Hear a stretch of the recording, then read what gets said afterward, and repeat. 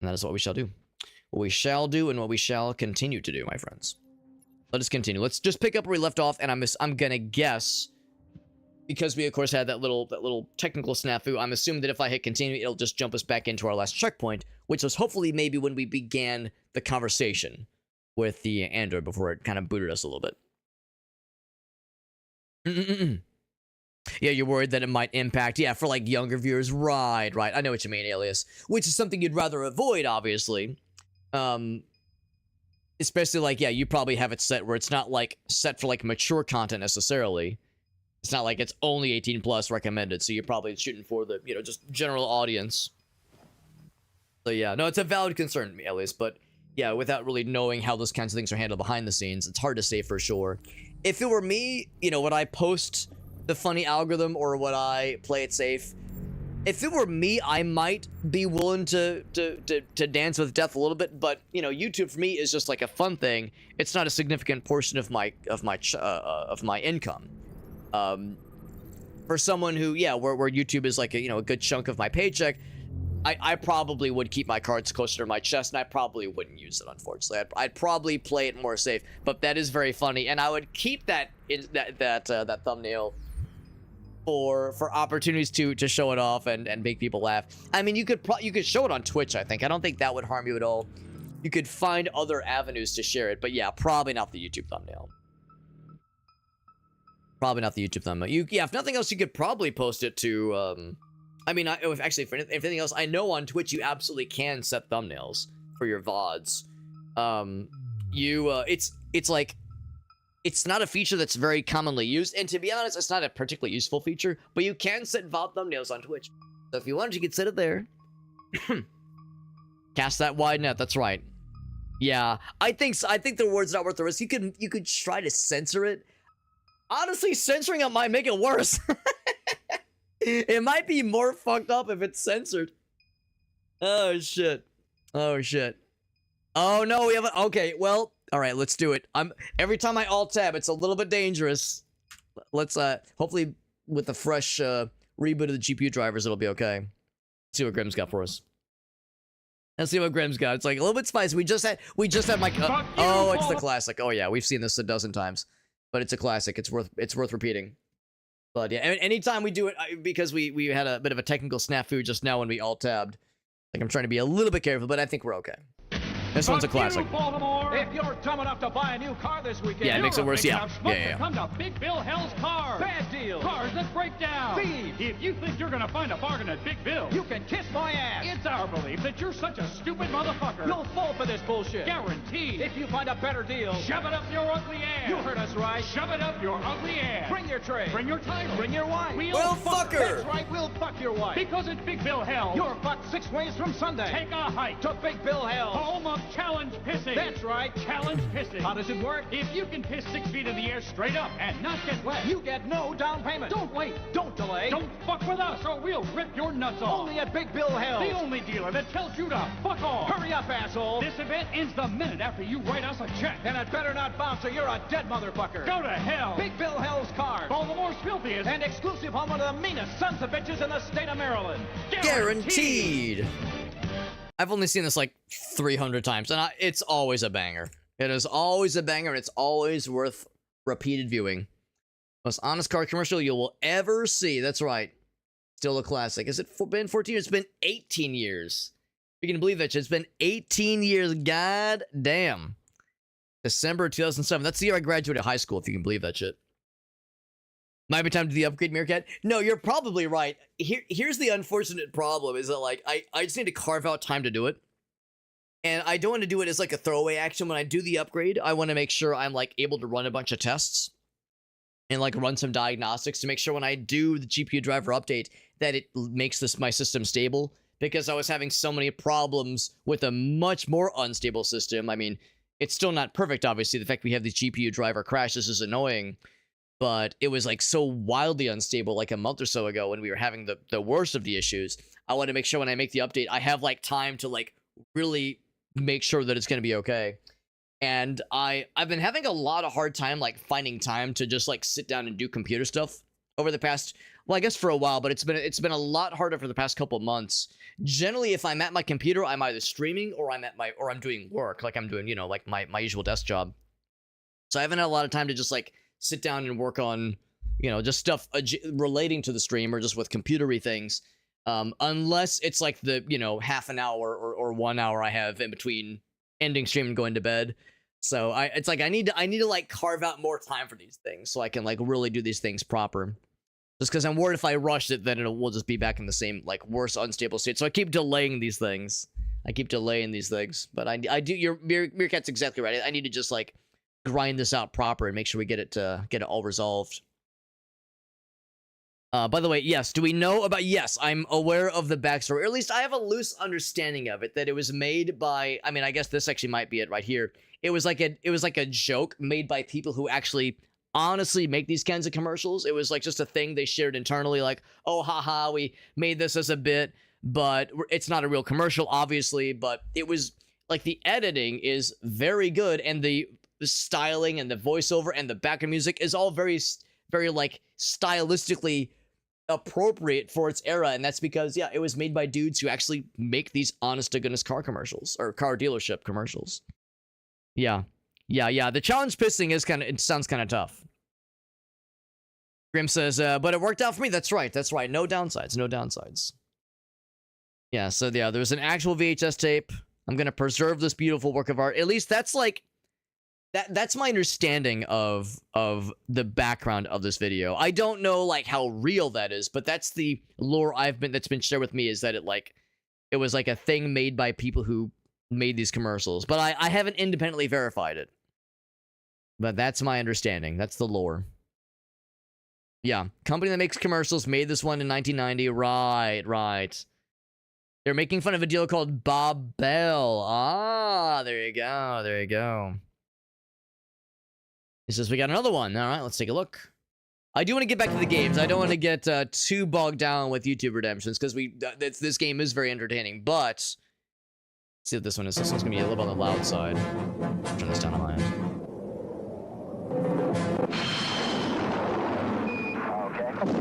Oh my god. That's impressive. It's a good ass car right there, goddamn. Yeah, it's like a Bond chase sequence.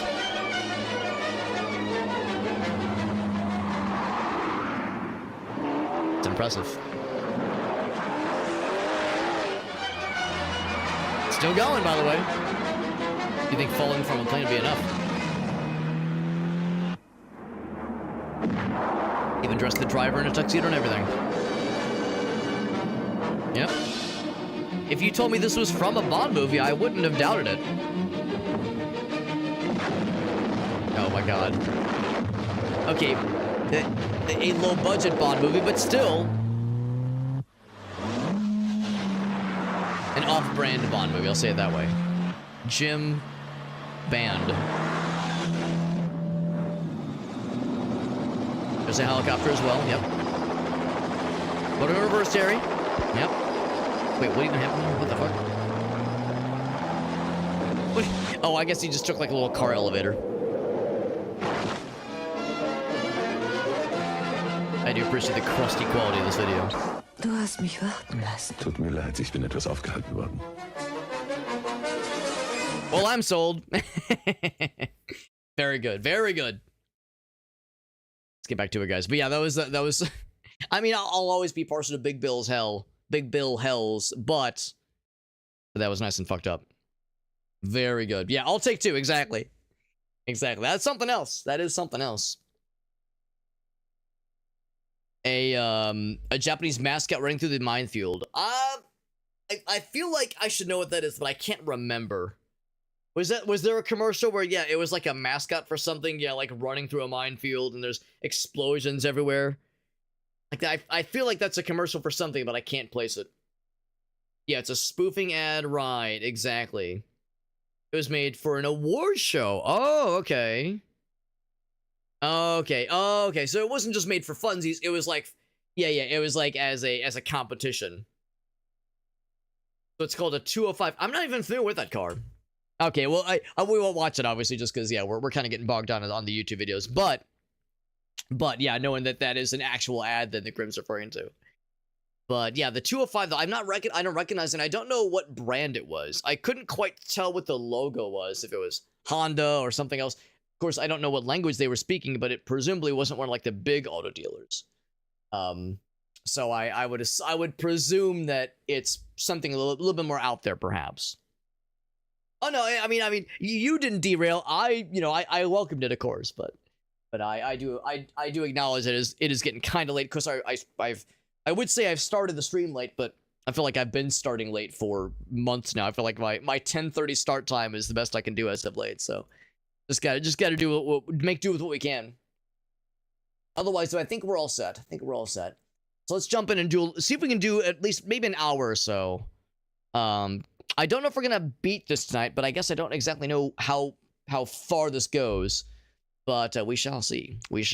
And we've got quite the tense situation awaiting us here. So let's jump back in. Unfortunately, when we had that little GPU crash, GPU driver crash, it did restart us back to the beginning of this conversation, this interrogation here, which is very inconsequential, because it'll take us no time at all to jump back into it. I'll do the same exact thing we did. We'll introduce, actually, we're not introducing ourselves. We're asking for his name, which actually makes him more calm. What about you? Which is in itself not terrible. But they will tell us, no, there's an optimal level of stress we need to reach. So I need to stress him out more. So I will point out his wounds. We'll take the exact same steps we did last time. Did your owner do that? Did he beat you? Exact same steps. The robo-draw, I know. It's a tricky balance where, on the one hand, I enjoy the fun of YouTube redemptions, and if someone were to do an MS Paint redemption right now, I would put the stream on hold, or not put the stream on hold, but I would put the game on hold, and we would completely divert to an MS Paint challenge, because that's kind of the contract, more or less, that I put forth, where it's like, if you have the channel points, I let people kind of direct the kind of activities we do. But the downside is that for the people that are here for the games, they go, oh, come on, man, I want to watch the games. So, it's a tricky balance of, on the one hand, wanting the interactivity, but also having, having like the game stuff too. So, and I don't always have the answer as far as like what is the proper middle ground to go for. But I think we did threat. Yeah, I think we did threat. Refused to talk since they yeah. But it's something that like cooperate, they'll do things is like, I'm always looking for like better ways to like find that middle ground and make it more smoother.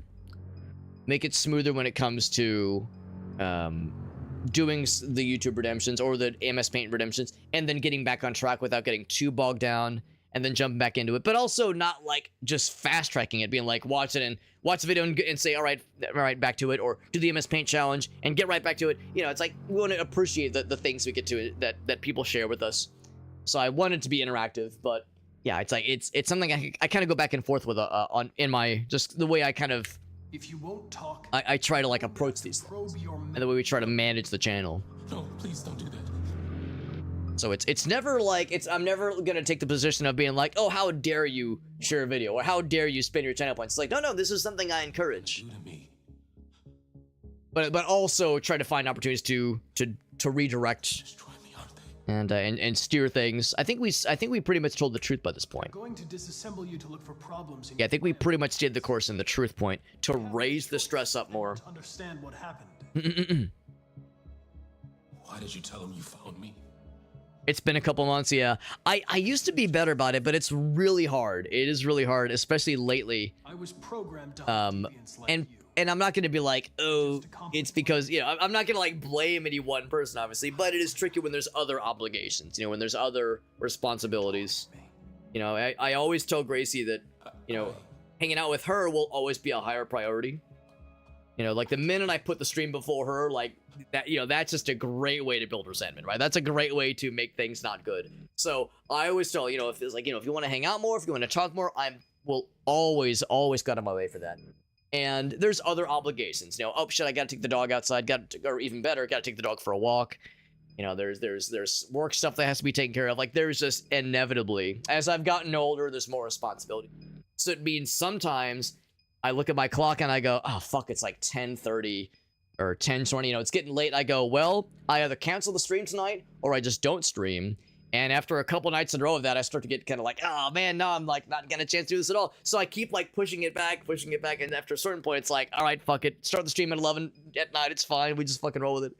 So, you know, it's a talking about the idea of trying to streamline things and trying to make things easier for myself. That's another tricky one, is trying to find ways to manage the time better without you know, it sacrificing quality time with friends, with my wife, all that jazz. So just trying to, you want to hit all the buttons, right? You want to cover all the bases and not leave anything shorthanded as best as you can. Obviously, just kind of how it goes. Put the limits on the redeems. We actually do have limits on the redeems. We do have time limits. Well, it'll say like out of stock. So if you were to try to redeem, well, I guess last couple of videos weren't redemptions, but one of them were earlier. So if you were to do a redeem earlier, shortly after Farsight did his, it would say like out of stock for like an hour or so. So we do have that, but yeah, it's just kind of a matter of having our own way of rolling with it. Twitches before. That's actually pretty good. But yeah, you gotta stop and smell the roses. Exactly. I think by this point, I was considering it. Yeah, we determined that probe its memory is going to be like probably a very decisive action. And if I pick that one, that probably means no more talking. We're just like diving in. What it might also mean, can I right click? I can't right click here. That might say we can only do this when there's an optimal stress level. But I think the idea is the stress level is to get him to talk. Whereas probe its memory might damage him. Like, I think that's like too invasive. I think if I convince it, it will be less stressful. I'm going to pressure it to raise the stress. 28 stab wounds. You didn't want to leave him a chance, huh? Did you feel anger? Hate? Keep up the pressure. Bleeding, begging you for mercy. Meerkat says, after all the dick pics I've sent you, Alex. Again and again and again. Please. Please leave me alone. All right. All right. Everything is going to be... I was actually curious what was going to happen if I... Okay, so we're still optimal. Because I was going to say, I don't want to have it go too much. Convince it. Order it. You're a machine. You were designed to obey, so obey. That might be a bit too much. Tell me what happened. Okay then, don't talk. What do I care after all? I mean, I'm not the one accused of murder. Oh, that did stress him out more. Confess and I'll protect you. I promise I won't let anyone hurt you. We are sending him mixed messages. I'm feeling mixed messages and I'm the one in control. He tortured me every day. So I do see we have a Connor bot chilling with us, by the way. What's up, Connor bot? I see you chilling, man. He says, I've been ready, baby. I've been ready. Connor's been waiting, lying in wait. Thanks for joining us, bud. Sorry for the technical issues we had earlier. Because, yeah, we had the stream poop out a little bit earlier, but I appreciate you, bud. Time I felt Big fan, by the way. Big fan of you in the game. scared. Scared he might destroy me. Scared I might die. So I I like that we got a little kudos from Hank. grabbed a knife. Or implied kudos, at least. Stomach. I felt better. So I stabbed him again He's feeling things, or he had felt things. till he collapsed. There was blood everywhere. You still got some on you, bro.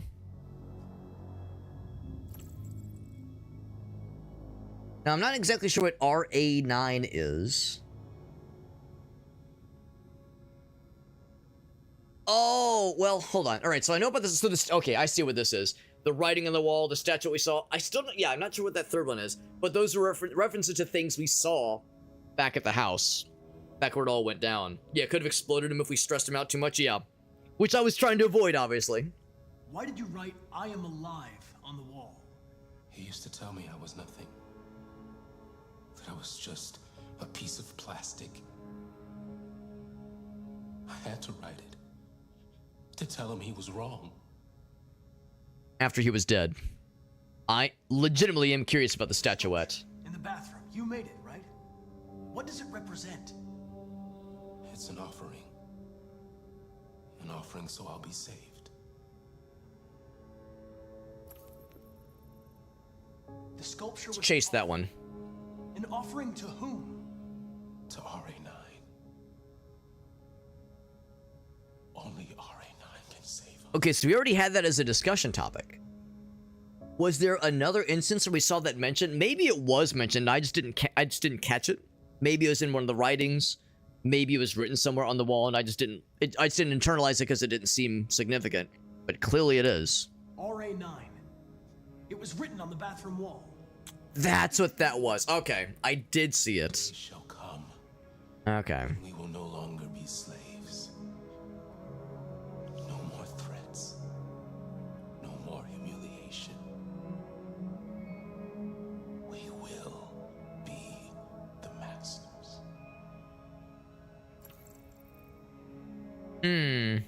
I want to chase it more. RA9. Who is RA9?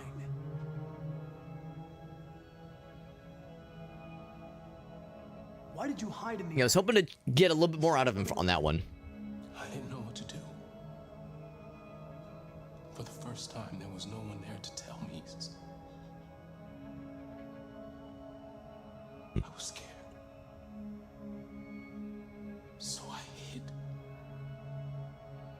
Yeah, the idea of an android feeling scared, feeling good about stabbing the guy, like those are things that are probably not not generally intended, non-intended behavior. When did you A start? bug in the software, as it were. Before, he used to beat me and I never said anything. But one day I realized it wasn't fair. I felt anger, hatred. And then I knew what I had to do.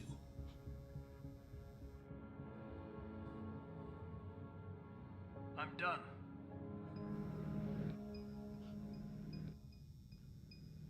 I like to think we covered the bases decently well. There were probably some tidbits we could have gained further. Anything else, by the way? Anything else around here? No other notes from him. Obviously, he's still shackled to the desk, so he's not a danger to us necessarily. But yeah, I'm just wondering if there's anything else, but I think we're all set. Boop.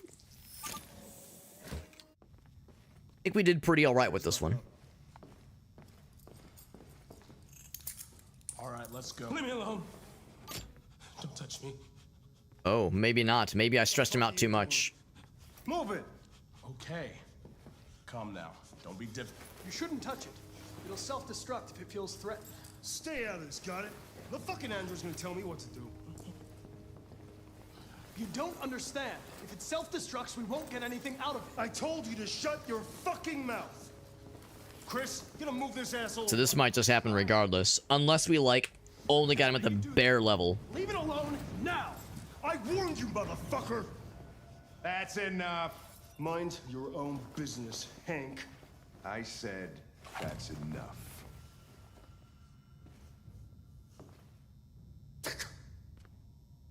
I'm gonna guess Hank's the superior.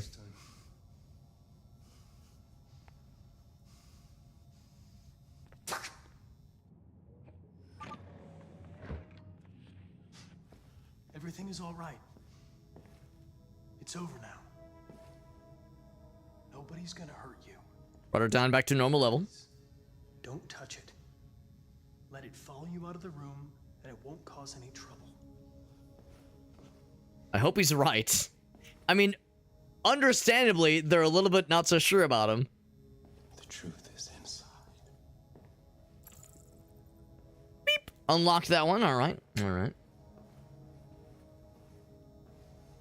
Thought we were done, but there was that one last little tidbit there. So the concept of software instability. Software instability.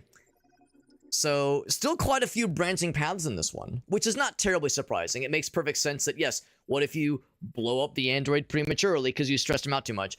What if you let him get too stressed out in that last confrontation there? I guess the idea here is if you don't analyze him first and just go right for the interrogation, you probably come up short. So you probably have to analyze him before you do anything. That one makes sense. I guess that's the thing too. I guess you could just fail to convince him and maybe have to do the memory probe. And the memory probe, of course, has some probably a couple different outcomes. This is kind of cool too. I've actually never pressed this, but you have the worldwide stats for how has everyone else done when they presumably first played through this. I mean, except for the people that have platinumed, which is to say gotten all of the achievements, gotten all the paths. I'm not sure how this necessarily plays out, but I'm gonna guess this is more or less, I guess, implied to be like everyone's, or the worldwide stats for their first go around on this. That's what I'm just gonna kind of go by. I'm also kind of curious. Friends' stats. I don't know how many friends of mine own this game, but I mean, there's probably at least a handful. It's a pretty popular game, and it's been around for a while. Could there be secrets about the RA9 thing? Possibly. Possibly. Because, yeah, he's right. I do remember there was the scrollings on the wall. I remember I couldn't quite see what it said. I thought it was like a name. I just wasn't sure of the significance, but now I know the significance of what that was. So, yeah, Meerkat could be onto something.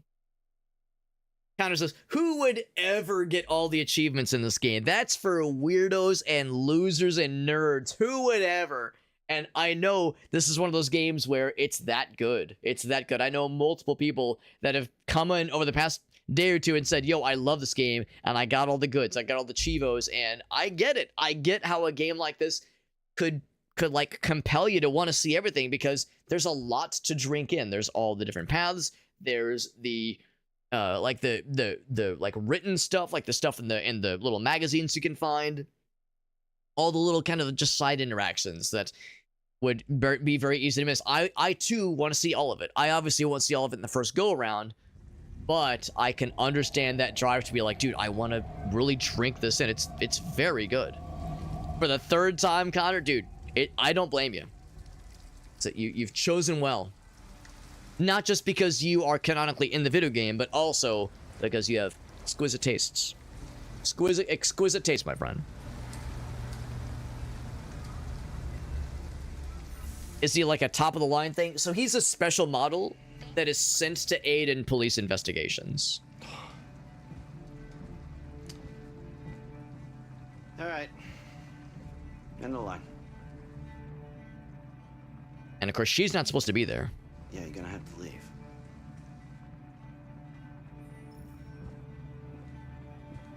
I guess it's okay, though. Presumably, Wake up. there's like the one spot that's meant for androids only, but maybe when the bus is empty, maybe it's okay. I thought he was gonna admonish her for being in the human section.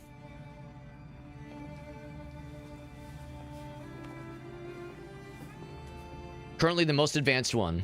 I believe it. I believe it.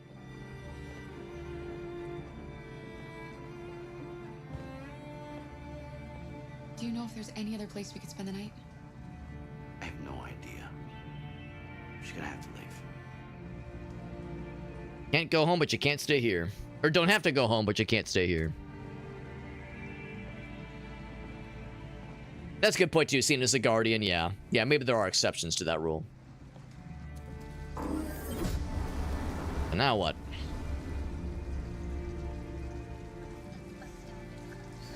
Gotta figure something out. 'Cause she's our responsibility. You gonna be okay? We'll find somewhere to spend the night.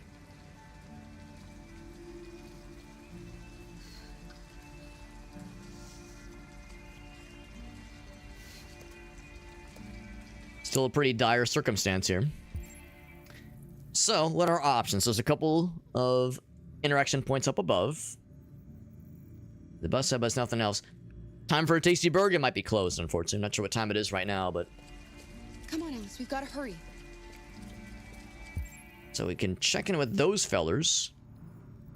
And up ahead, I am kind of curious. Look both ways. Responsible. I mean, it's just Android parking. I can't imagine it would have much, but... Beep boop, hello. And can I speak to you, please? Can we speak Androidese? That's worth a try. So I similarly do an androidular turn away. He turns away from me, I turn away from him. Organic coffee. Man. Honestly, these prices are like, here's the fucked up part. The idea is that this takes place in the future. 12 years in the future from now. Honestly, these prices, you know, a couple years ago would have been unheard of, but nowadays it's like, I don't know, that's actually pretty reasonable. That's pretty reasonable. Could you structure another one? I mean, I think if so, it would show a little highlight thing. Like it would show like a little icon there. It would show a little icon saying like, oh, try, like here's another interaction point, but there is no interaction point there, nor is there one here, obviously. There is one over yonder at the hotel. Couple options here. So we have to hurry. I don't actually know. Oh, hello. Open 24/7, but can't stay. Okay. Makes sense. Oh, look around. Right, yes. Uncomfortable but safe? Question mark. How do you get in? I actually kind of like these decision points. I do wonder if there's like a certain number of interactions you're allowed before you have to basically make a choice.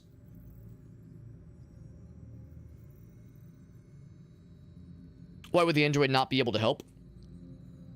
Yeah, I'm not exactly sure. Like Alias says, maybe more specifically helpful to humans, or maybe it's like it might be up to the owner of the android. Maybe there are like settings to say, do you want this android to be amicable to helping others, or do you want to lock it down and say only take orders from me specifically? So the answer is probably it depends. It's probably customizable enough to allow the owner to have it be open and, you know, more Samaritan-like, or be more closed off and say, orders only from the big guy, from the boss, nothing else. Yeah, uncomfortable but discreet. Can't sleep here, could maybe ask for help. I'm worried about asking for help. Any ask for help is gonna say, oh, let's call the guy's dad, the girl's dad. It's like, yeah, shop is closed, obviously. This is actually kind of nice to say, I won't open before morning. Kind of nice to look at things, and before walking all the way over, have some kind of way of like getting a quick summary before we like go all the way over to investigate. Was there something else beyond there? I think our best bet is probably going to be uncomfortable but safe question mark. I think I might take that over very uncomfortable but discreet. I'm going to see if there's anything else to the left. Like something past the laundromat. And there's a second highlightable thing, unless that's just the thing across the... Oh, wait, hold on. Oh, I guess there is nothing else. As yeah, it shows parking lot, house, and motel. Okay, so I guess that's the game's way of saying, okay, you've done those investigations. So now we need to make a choice. Okay, I think I understand. Yeah. Let's, I'm gonna trust my gut on this one and go for the one that feels questionable but safe question mark. I'm actually a little bit surprised that nobody has tried, like, calling, like, hey, there's an android walking around with a little girl. And it's the middle of the night and everyone's, like, a little bit flummoxed by this. Isn't this kind of weird and or sus? Maybe that's where the discretion part of it needs to be considered, when there's, like, the whole notion of uncomfortable versus, but probably safe, versus very uncomfortable but probably discreet. I don't know how much is discreet about, like, hiding in a... I mean, how discreet that is necessarily compared to this one. Oh, can't get there. There's nothing more this way. Right. If there was some other way in... Looking for some kind of way... Oh, here we go. Maybe there's something here. And look inwards, at least. An abandoned house. At least we'd be out of the rain. Kara, I don't like this place. I know. But it's just for one night, and no one will look for us here. And cut the fence with a wire cutter. Well, I don't exactly have one of those lying around, but let's keep looking around. self-aware and alive. Yeah, I on the one hand, there's benefits, obviously, yeah, to something that can have a little bit more deciding, decision points versus exclusively taking orders. And that's the thing. I think by design, the androids are not supposed to have any semblance of free will. They're not supposed to be able to reject orders. But with the situation we found for ourselves, oh, actually, kind of working on it on. This was not exactly by design. Oh, she's just gonna chill there. That's fine. This is not exactly by design. This is an unexpected variable that has been introduced. Everyone's sleeping right now, yeah.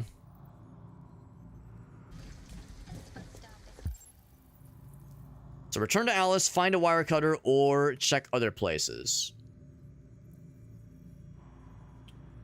I want to wander around, but I'm worried if I wander too much that something bad will happen. And also, let's be real, where's a wire cutter to be found this late at night? I mean, laundromat, drugstore, like if there was like a hardware store or like, I don't know, maybe a maintenance area inside the motel. That's a tall ask. There's an android dude. Oh. I was gonna say I can't approach that way, unfortunately. Watch over Alice. Okay. Let's talk to her. Freezing cold. I'm okay. I'm not so cold. You look lost. We have nowhere to go. I know someone who can help you. We trust him? Beep boop. Hope he's wearing a brain condom. But that's on the other side of town. Or USB stick condom. We need a place for tonight. Huh. Kind of unusual. Come on, Alice. At least offer us a ride or something.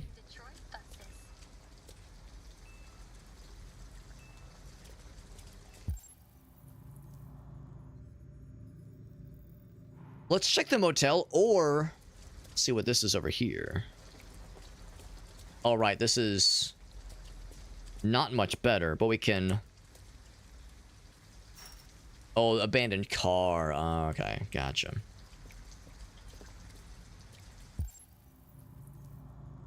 Unless there's like wire cutters around there, which would be awfully convenient. Let's poke our heads in over here. Could have been more than a location information. Very possible. Very possible, yeah. We're still open. Maybe we should go inside. At least you'll be out of the cold. There's a person over there. Yes, this is the convenience store. I see you have frozen snacks and bags of chips and Little Debbie snack cakes. Where's your wire cutter section and hardware section, please? Asking for a friend. What do you want? I'm with a little girl, and we have nowhere to go. Could you spare some money so we can get a room for tonight? Shit. A homeless android? Ah, that's the best yet. Look, this is a convenience store, not the Salvation Army, okay? You better go if you're not gonna buy anything.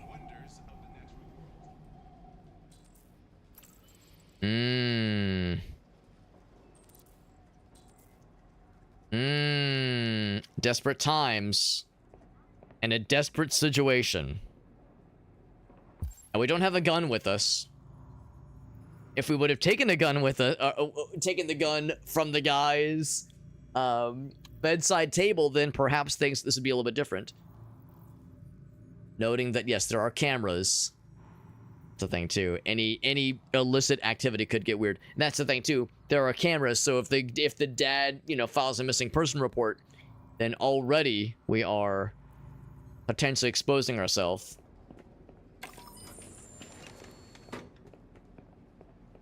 Yeah, camera observed. Oh. I can't believe I was apparently onto something, not knowing that, yes, there actually are tools here. Yeah, at least let us drop in the bathroom. Seriously, wouldn't that doesn't seem unreasonable. So the question is, cameras everywhere, man. There's just no way to do this without being spotted in some ways. I like that idea, though. Let's just walk over to the bathroom and just see what happens. Oh.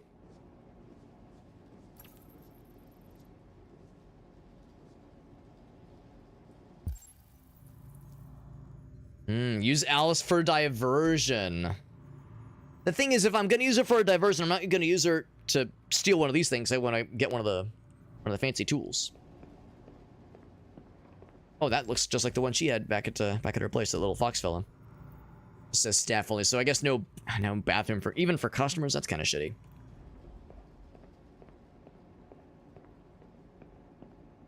So if I were to cause a diversion, even though it would be on the cameras,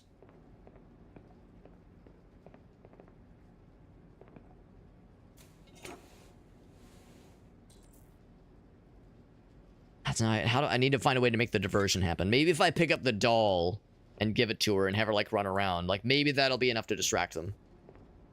She's kind of in a position. There's kind of that knowing look. Yeah, use Alice for diversion. Maybe I have to talk to her first. Let's talk to her. Let's plan. I'm scheming. I feel a little bit bad using her. Alice, I need your help. I'm scheming. It's over there. I want you to go over and knock them down. Knock them down? But why? Please. Alice, just trust me.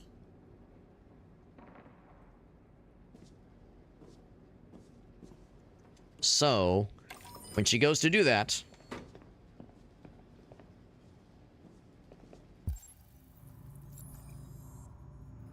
there's no interaction point right now, but I'm hoping it'll appear. What's up, shot value? I'm thinking the same thing.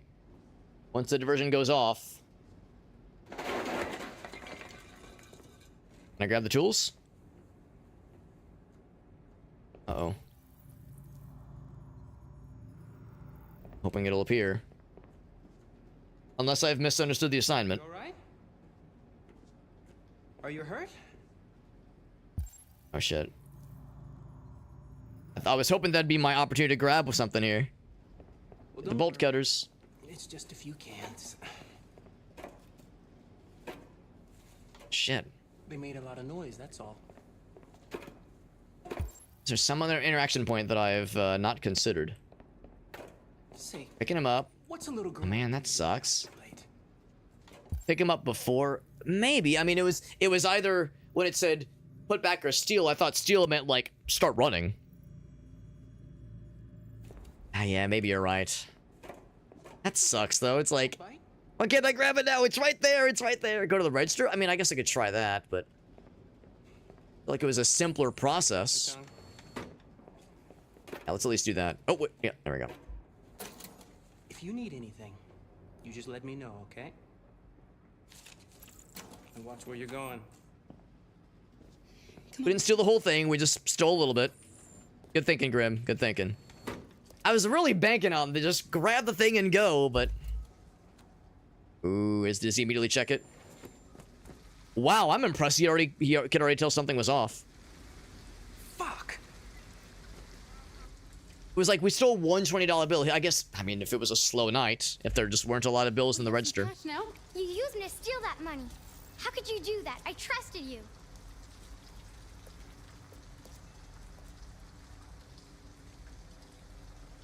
You're right.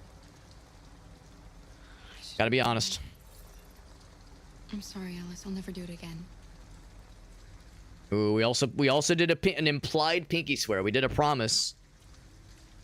So we can't use her again. We didn't feel good about it, obviously, but, like, you know. But if push came to shove, it was that or steal the bolt cutters, which I would have rather have done, and I think that would have been a more subtle approach. Stealing bills from the register was, you know, of course, a little bit more risky. Oops. Oh, yep.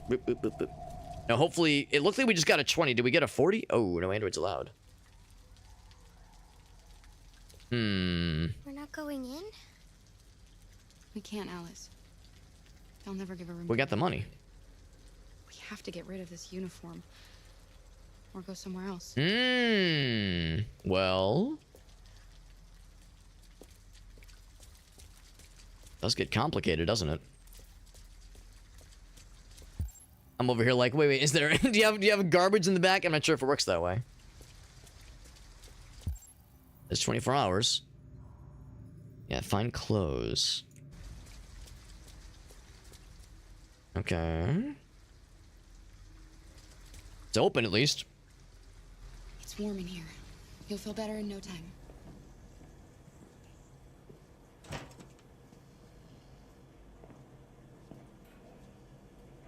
So find a change of clothes. So I guess that's the thing too. Yeah, the android thing we're wearing does make it pretty obvious. You'd think the temple thing would still make it kind of obvious, but I guess she could, you know, affix her hair differently. By the way, we can find some light reading materials. Because, you know, this whole sequence has been so stress-free and so chill and relaxing. Your android could be hacked. Dating website discovered to have less than 5% female members. I, for one, am shocked. Shocked. Maybe not that shocked. Dry her clothes. And we do have money now. I don't know. I mean, it was $40 a night. And yeah, we're just assuming we grab 220s. So if we don't have like anything extra to go by, then maybe the idea is like, by virtue of being here, she did say it's warm in here, so you'll at least feel better. If that's enough to get some kind of benefit, some kind of like worst crisis avoided, because you don't want her getting sick or anything, obviously.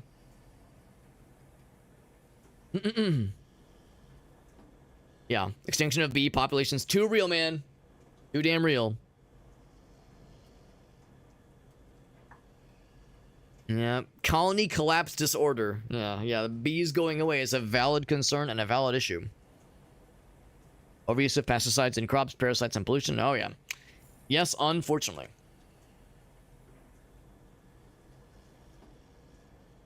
Yeah, cotton, water supplies, agriculture, all of it. And lots of death worldwide. Not so good. Not so good. Maybe some non-robotic approaches. No guarantee that they will thrive, though. Yeah. What's the next article? Gossips Weekly.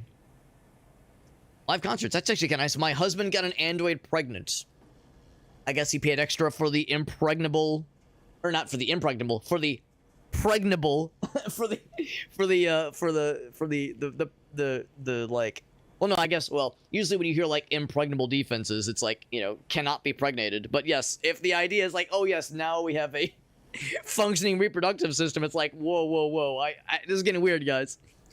I don't know, man. Maybe there are people willing to spend top dollar for as many things being possible, for better or for worse. 10 ways to please your man and keep him. I was hoping they would say keep him coming back for more, which is to say keep him coming back for more. But no, we're going to learn about live music, which is actually kind of nice. Concerts in VR is one thing. But the real shit, that's right, you want to be there for like in-person live music. The good stuff.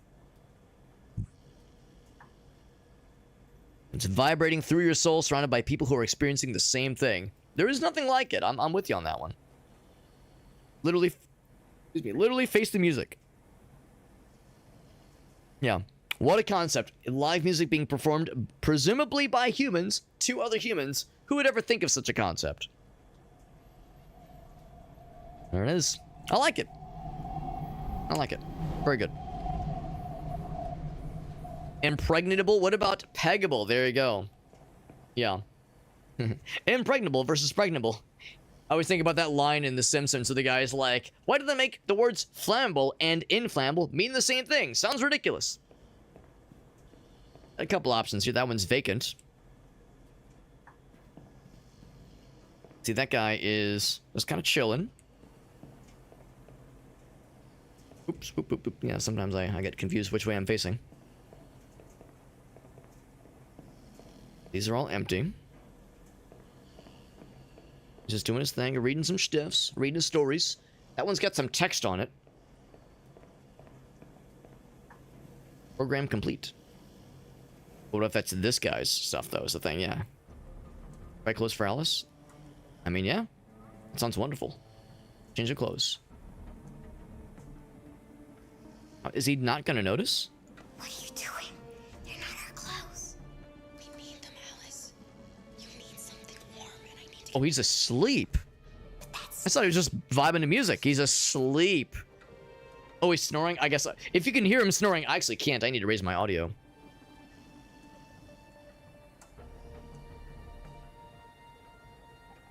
If I steal Kara or Alice is gonna be pissed.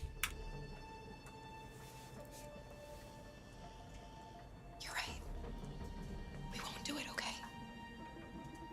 We already did like the one. It's like if we do another one, we might be in trouble. I mean, we're already kind of in dire straits, but that's the whole thing. You're already in dire straits by this point in the game. There's nothing else around. That's the only stuff here. Guess that's our only option, yeah. As for this, I need to use the restroom. So I'm going to take a quick BRB and use the potty. Use the little potty break. Quick BRB, and I'll be right back to it. And then we'll continue as we try to navigate this tricky little situation. It makes it very interesting, though. This kid is too old to be this ignorant. Well, I mean, she doesn't want to do bad. She wants to be a good... She's a good kid.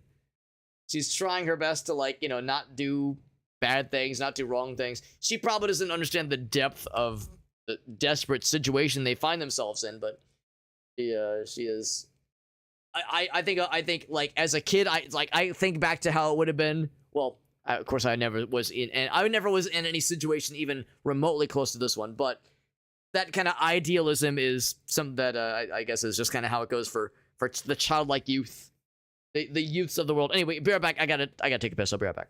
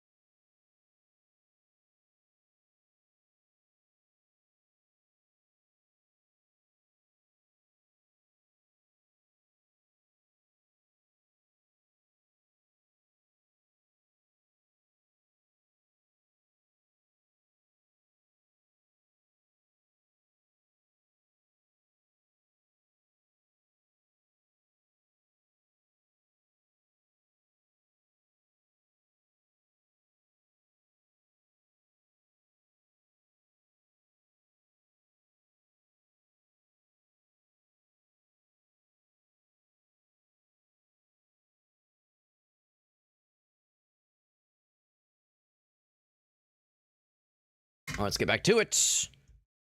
Back to the games.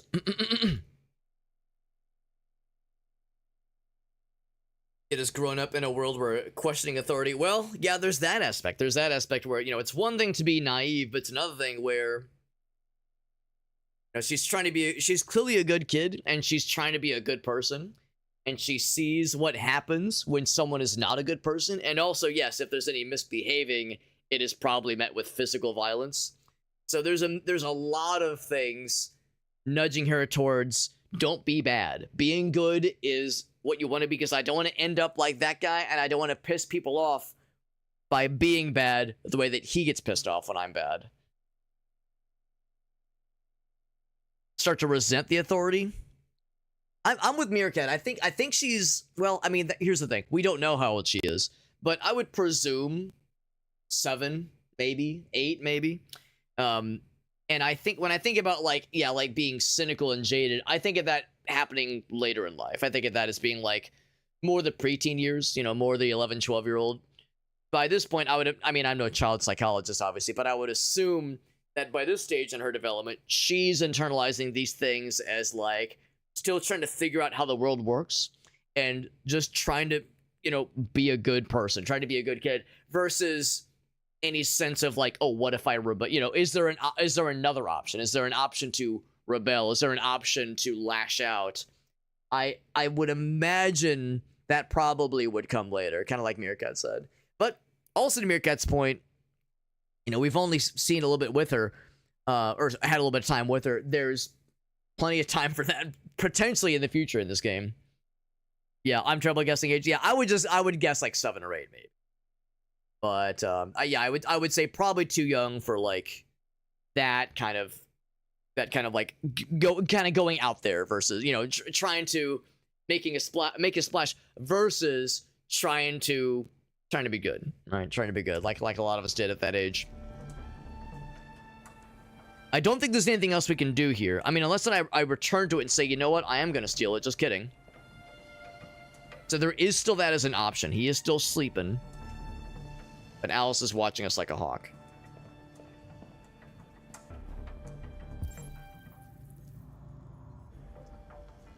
Let's leave and see what else might be out here. But I think our options are kind of dwindling. It seems like stealing the money didn't... Well, I mean, it opened this opportunity up for us to get close to let us in. But there might not be another option there. And the wire cutter, I think, is a broken bridge. I don't think we can go back to get the wire cutters. I think... I hate to say it, but I think what we were supposed to do was... When it said steal the wire cutters, I thought there was going to be like a cutscene where she grabs it and runs. What she probably would have done is grabbed it and put it in her pocket. And then cause the diversion and then get the fuck out. Like that's... in my mind, it was like cause the diversion and then grab it. I'm disappointed that there wasn't an option for that. I do see the thing on the billboard. Like, what's that going to be, honestly? That's... I noticed that earlier, but I didn't think there was an option to pursue it further. So I'm kind of curious what that's about. And is there no other way... Yeah, I mean, I guess it's probably a dumb question. Of course, there's no other way to get in there. Other than... going to the front desk. Yeah, we can't go any further. Right, exactly. Oh, yep, he noticed us. Yeah, not gonna do that, Just go back to the store. I would assume that's a non-starter. I would assume it's not an option. I mean... Something would be interesting. What's up, Rosie? She'd be worried that... Yeah, it's like... I don't want to, like, ruin the trust that we have... That this girl has in us. I don't want to compromise that, because that's kind of all we have going for us in the grand scheme of things right now. I would say it's either we steal the clothes or we go for the car.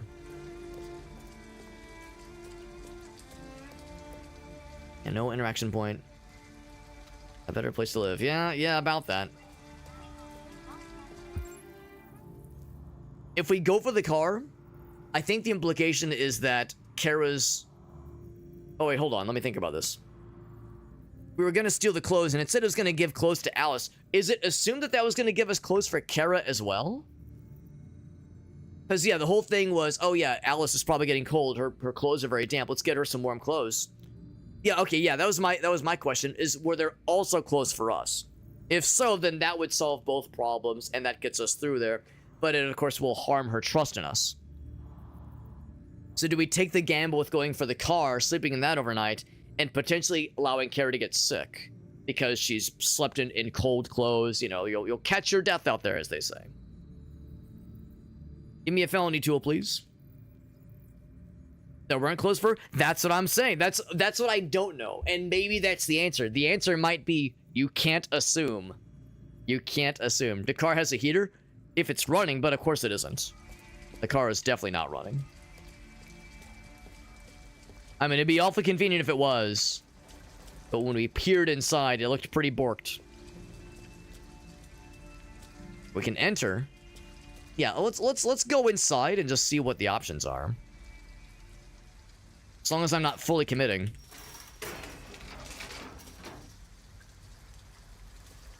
Well, I mean, it would be, like, they'd be large on her. I'm assuming it'd be like a shirt that's, like, very large, you know, kind of drapes down to her knees. That's kind of what I was expecting.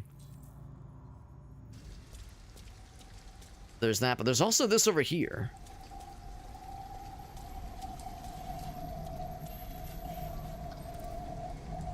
Wire cutter, right? Yep. Makes sense. Nothing else over here. Or get inside the car. Not great. Yeah. Right. It looks abandoned. It is abandoned. And we could break in. I'm making an executive decision. I'm stealing the clothes. Alice, you want to help me steal the clothes?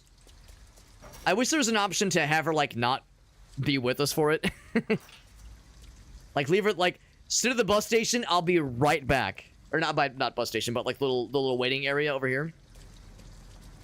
Like, sitting here for, like, 10 seconds. I'll be right back. I just gotta make a quick stop. But I don't think there's a wait here option. We did. But I think I would rather take that hit to her confidence in us and keep her healthy than risk it. Because I'm worried that we're going to endanger her physically if we sleep there. She'll figure it out. Exactly. Yeah. Like, it is a gambit. Is it worse to put her in potentially physical danger, or is it worse to potentially put her trust in us at risk? It's a gamble. It is a gamble.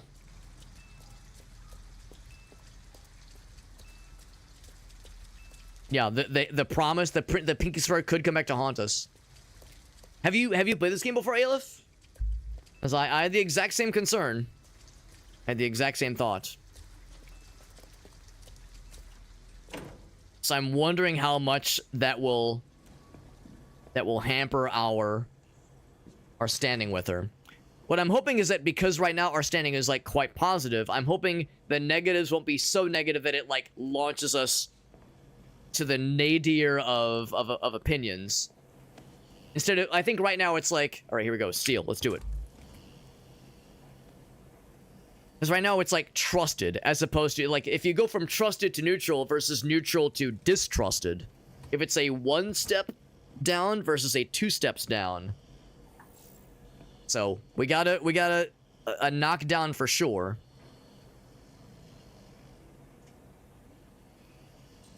But it's gonna be 2 knockdowns. Hold it.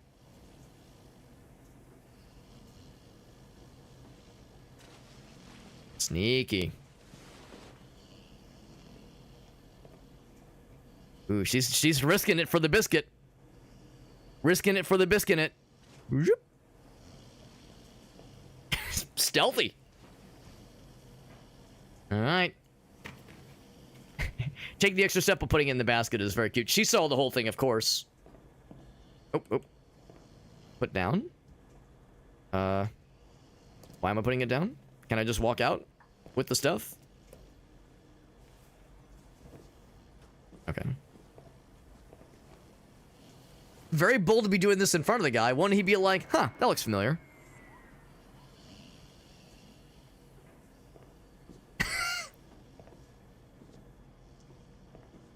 Bring close to Alice. Get the fuck out. Get the fuck out. Get out. Get out. Get out. Go, go, go, go. Well, she's not openly admonishing us right now. This will probably come back to bite us in some way. But how hard will it bite us? That's what I'm wondering. That's a good sign. She is holding our hand, but you saw that knowing look she gave the guy. To the motel.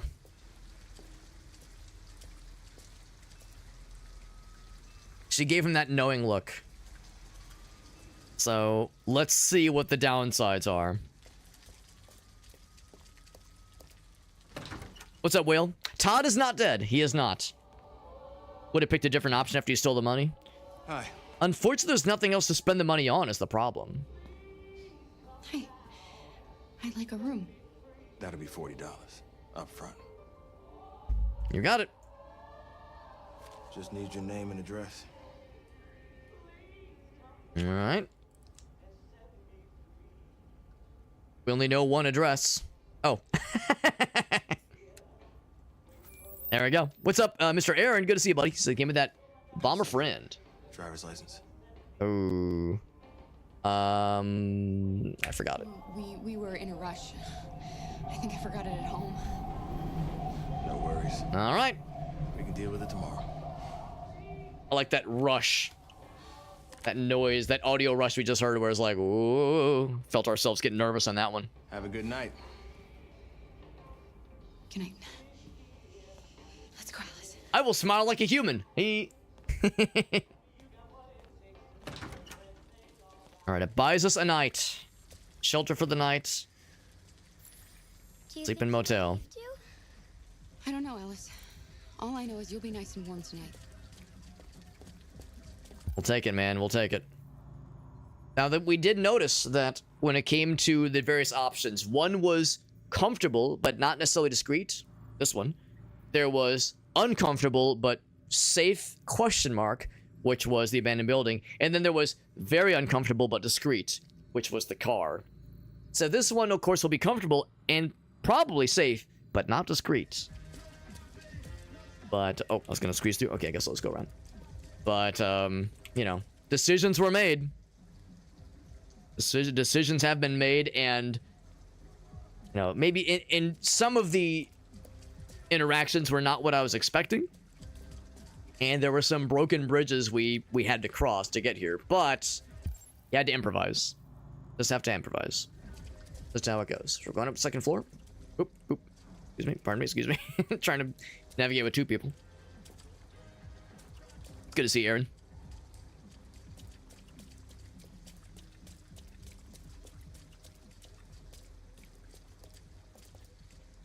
There's 28. There we go. The actor Sam Neill. No, I don't think I know that name. I might know the face if I saw him. But he just passed away. That's sad to hear. I'd have to look to Google the name. Now, of course, we're an android. We don't sleep. But she needs to sleep. Saw it on Reddit. 78.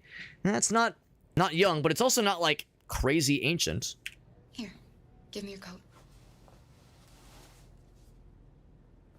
Well, she's not like lashing out at us, so, you know, we'll take it. Still not ideal, but all things considered, I think we did fairly okay.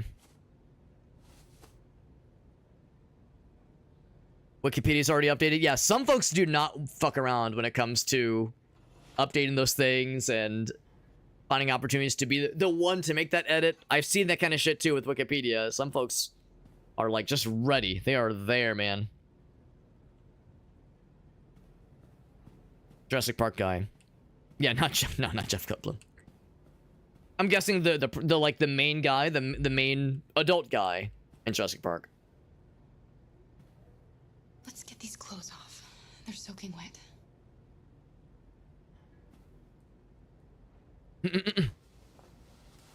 The dialogue option instead of the apologizing. Reasoning probably would have been the better choice, yeah.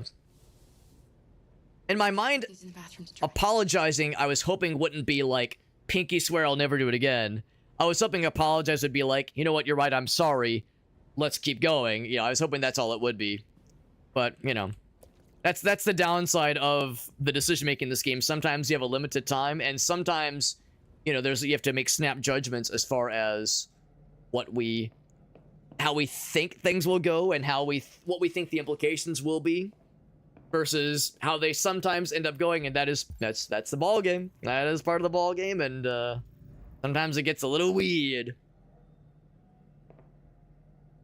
Is it time to contemplate our independence, our free will, since we have expressed at least some of it? Okay. Poor kiddo. Let's talk. Let's rap talk. Hunt for Red October. Why didn't he ever love me? Yeah, she has more pressing things on her mind. Who could blame her? With me.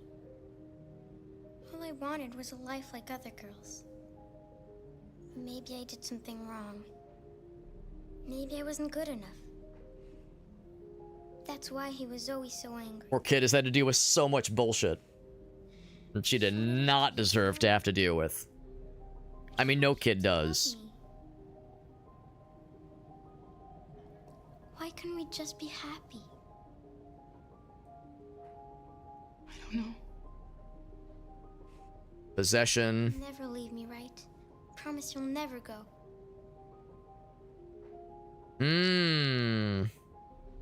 Speaking of pinky swears, speaking of pinky promises, without a reform of behavior, you're not wrong. You're not wrong. In my mind, it was like, I saw apologize and I just kind of went for it. I didn't really think of the other ones too much. And I think one of them was reason. I think one of them might have been reason, but I think I was just trying to go quickly. So I was like, oh, I think we have to say something. Because in those cases, I think if you don't choose, it'll just say nothing, and that's even worse. Apology would imply some kind of change, which does make sense. Yeah. I think at the time though, in my mind, it was like apologize and maybe offer some kind of explanation. But I guess that's the thing, that would still file under reason. So yeah, it's like if there was an option to do both. We probably can't promise that, because what if the dude finds us and fucking murders the robot? Alice, we don't know what's going to happen, and I don't... Will we be together forever? No other choice. Forever. No other choice. I'm a robot and I know how to hug. Serial promise breaker. It's the, what is it, the thing where it's like on Twitter, if you say like, man, I love pancakes, someone else will be like, so you fucking hate waffles, bro? It's like ah, yes. Does thing in video game, you piece of shit.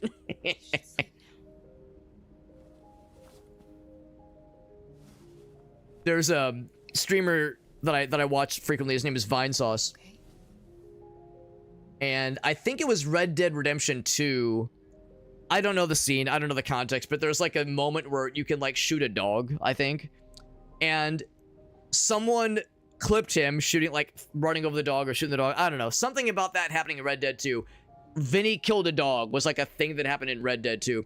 And like the clip got a lot of views, or the YouTube short got a lot of views. And like he had automated, what do you call it? Like just automated emails from, you know, PR firms, being the kinds of emails that streamers get where it's like, hey, we see you played video game and we think you'd be a great fit for our video game. I get that kind of stuff all the time. It's like, hey, we see you've streamed RimWorld. We think you should try our demo for blank. And he got some emails where it's like, we love the content you make. We thought that video of killing dog was hilarious. You should try our game. So that's like, you know, you do one like fucked up thing in a video game and it just haunts you forever. And like that's one thing that has haunted Vinny, is like, it was a one-time thing and now I'm the guy that fucks shit up like this. What the hell? Like, you never can tell, man. You never can tell. Anything else other than turn off the lights? Anything else other than turn off the lights for sleepy times? Even though we're not an android and we can't, or no, we are an android and we can't like actually sleep ourselves. Makes perfect sense. Yep, nothing else here. All right. Lights out. Beep. Optimal temperature.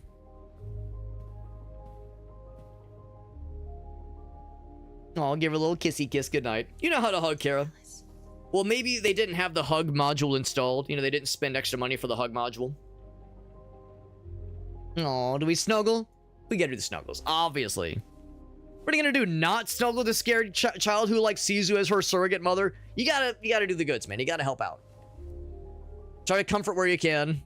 I know you're an android. You don't know how this exactly works, but you gotta do what you can, man. If nothing else, to try to, yeah, build the trust back. Managing that is very important. There were so many threads we began to explore. Some went further than others. But of course, this is the one we ended up on. I imagine probably most players either did the abandoned car or the abandoned building. I imagine that's probably where most folks ended up. I like that there was an option to steal clothes and not wear them. I love the idea of steal clothes and be like, I'm not even gonna wear these. I just wanted to thieve them. I just wanted the thrill of can I do it? Can I get away with it? Yeah, leave the parking lot. I wonder if there are people that did what I did, that like didn't know how the thievery was supposed to work, and like botched it. Yeah, left the wire cutters. Yeah, that was like, that whole interaction was a misunderstanding on my part. And I'm guessing this was use their wire cutters to get into the abandoned building. Because, yeah, we really didn't get any entry point into the abandoned building. Just go straight to the police. Yeah, I'm with you, Meerkat. I'm with you. Because we saw how easy it was for Marcus to just like boop boop boop, just like place a call to 911 instantly with his little his android brain stuff. So the idea of Kara not being able to do that, I guess that's the thing though. It's like, is anything illegal being done? You know, by that point, the dude was like flying off the handle and was shouting and was, you know, going upstairs with intent to beat his kid with a belt. I mean, I guess the answer might be it depends on the state you're in, but like the question is anything illegal happening, or is it bad enough to warrant a police wellness check?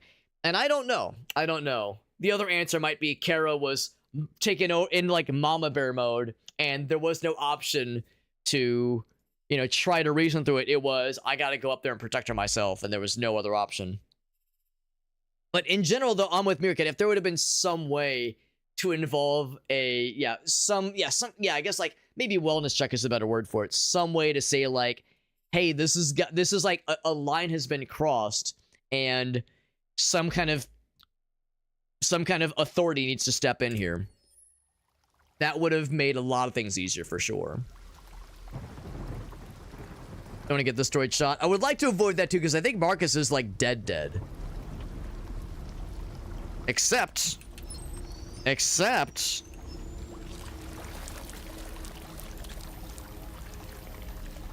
we still at it? We're pretty fucked up.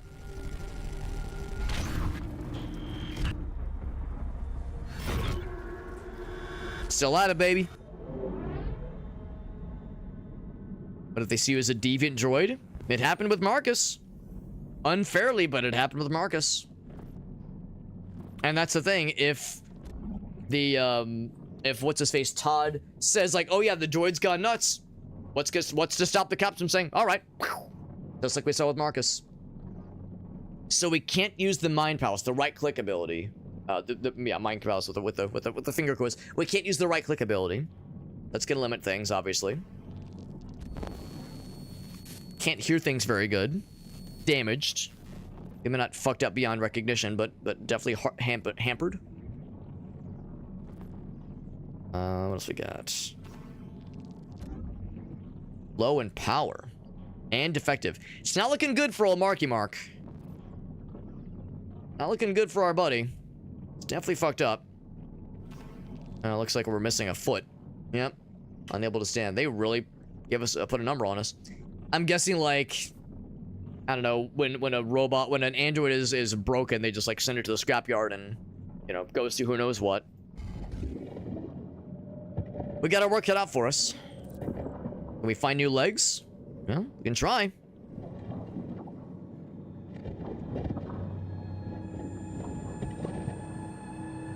There's other robots around here with us. There's other androids who are probably presumed, you know, truly donezo. Maybe they have legs they truly don't need anymore. I could find other body parts. That work? Our brain is pretty fuzzy, but we can at least tell that would be compatible. Might be enough. Take the old component off. Surely we know how to. Oh shit! Very good. Q and D, then click, and then there we go. Toss that old shit aside. You can see like the gaping spot in his chest. Whereas I guess like the power core is exposed.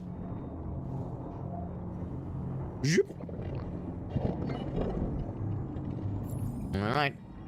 And we need a left leg. He'd already hit her. Yeah. Well, and that's where I'm like, I legit don't know. Is hitting a child like grounds for, well, a parent striking the child, is that grounds for, yeah, like someone calling the cops, you know? Like, I legit don't know, because I think in some states the cops would be like, what do you want us to do about it? Like, yeah, that's how you discipline kids. Like, I legit don't know. Is that enough for some places? I think the answer is it is enough for some places.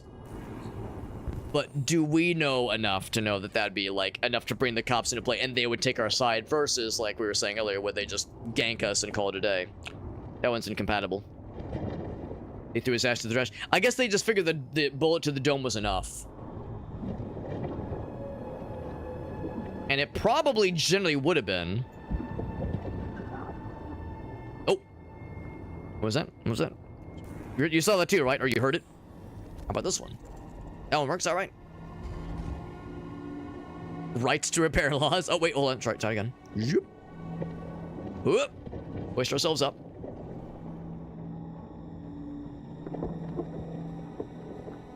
Are we the guy that got shot? Yeah, this is Marcus, the guy that got shot at the end of the 2 chapters ago.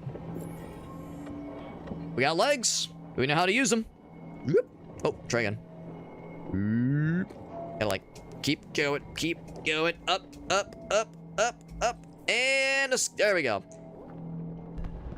We're still a little wobbly. We have the Mind Palace, but it doesn't work very good. Yeah, you can see. Ooh. You can see there's like some pretty big holes in us. What if I... Ooh, yeah, it's like I want to see if I can like talk to anybody. Oh boy, we are really wobbly. I think by this point we just gotta get the fuck out of here. Oh shit. There's a place where we can be free. Find Jericho. Find Jericho. We're talking about this game not really being a horror game. And generally it isn't, but we're getting into horror game territory right here. Just looking at the situation, yeah, that's what I'm hoping, is that like, if they were to see the context, they would see what's going down. And if Todd were to be like, oh, the robot did it, they wouldn't just shoot her. That's what I'm hoping. And they wouldn't just be like, hey man, he's just, there we go, just, yeah, there we go.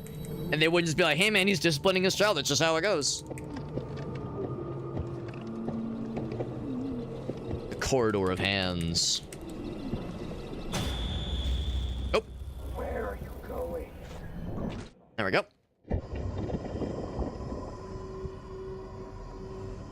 Oh, try again. Oh, yeah, there we go. Press it a bunch. Press it a bunch. Oh, shit. Shit. Let me do... Well, actually, I probably shouldn't do this now. My mouse is plugged in right now. I wonder if, like, the cord is getting in the way.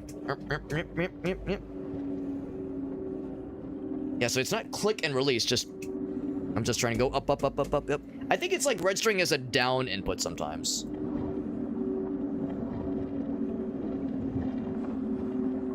Hold the power cord, maybe that... Or see if that helps. I should probably just go into wireless mode. There we go. I'm gonna go do that right now, actually. Gotta find Jericho. So I got damaged parts, whole bunch of stuff to figure out. Let me go ahead and unplug this and just plug into wireless mode. I think it's probably fully charged by now. Beep boop.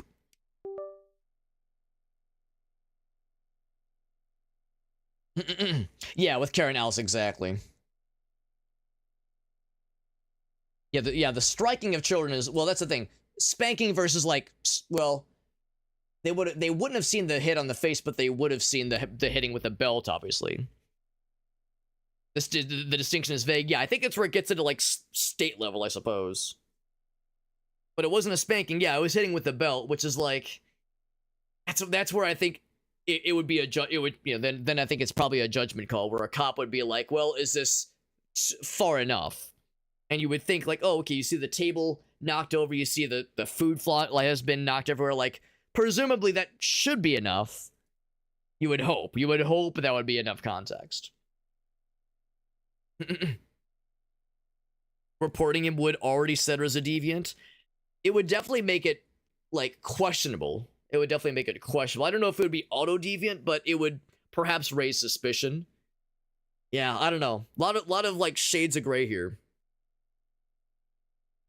I'm worried about Alice and Kara. Oh yeah, I am too. But I guess the question is like, how potentially could the cops see that situation unfolding and make the right judgment call? Because she denied a direct order, right? Yeah. So if they are able to discern that an order was issued and she denied it, I mean, by that point, if it's I think I see what Meerkat means. Meerkat means like, if that means Kara gets hauled away and Alice is protected, then that's worth it. But would that just end in Kara getting hauled away and nothing happening to Alice?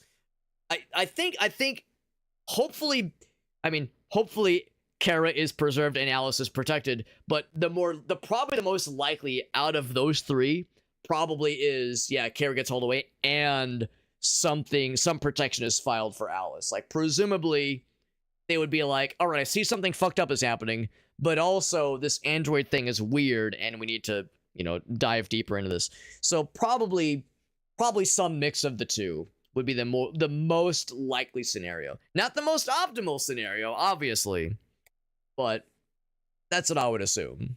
Yeah, why did she care? Right, yeah, how did that order get denied? Yeah, I think that would be a problem for either later analysis, or they wouldn't even attempt it. They would just pop her like they popped Marcus. But at least in Marcus's case, yeah, our brain's still kind of fucked up, but we can look around and try to find some ways to patch ourselves back together, because yeah, we are pretty hecked up. And man, the wobbly blurry vision definitely isn't doing us any favors. Oh, shit, saw something there. I saw this guy kind of kneeling here. I mean, ideally, I'd be able to find something that is from a android that is already down for the count. Like, if I find an android that, you know, can talk and can see and feel things and can't move, but has like a functioning, you know, like the core thingy or the eyeballs or the hearing, and it's talking at us like, hey man, how you doing? I'm just an android like you. And we're like, oh god, don't take my power core, it's all I have. You know, then you have to make that hard choice. And let's be real, that's probably what they're gonna do here. They're probably gonna say you have to make a hard choice. Do you sacrifice an android that probably is doing okay otherwise in order to patch yourself up? Let's keep looking around, but there's a lot of things to sift through. Whoops. I hate it when that happens. You trip on your fallen comrades, fallen and or decommissioned, partly deconstructed comrades. We found something. This one's compatible and it's functional. Oh shit. I knew it.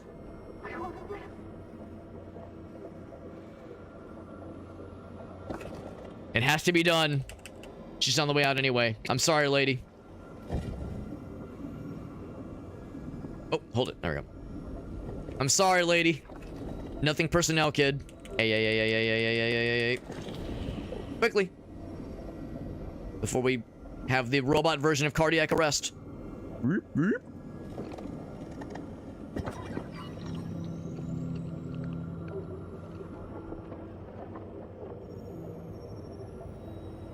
Sorry, lady.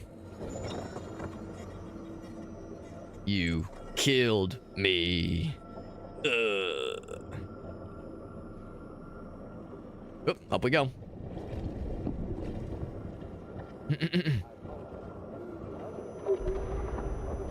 Alright, so that's one of them. Let's keep looking around.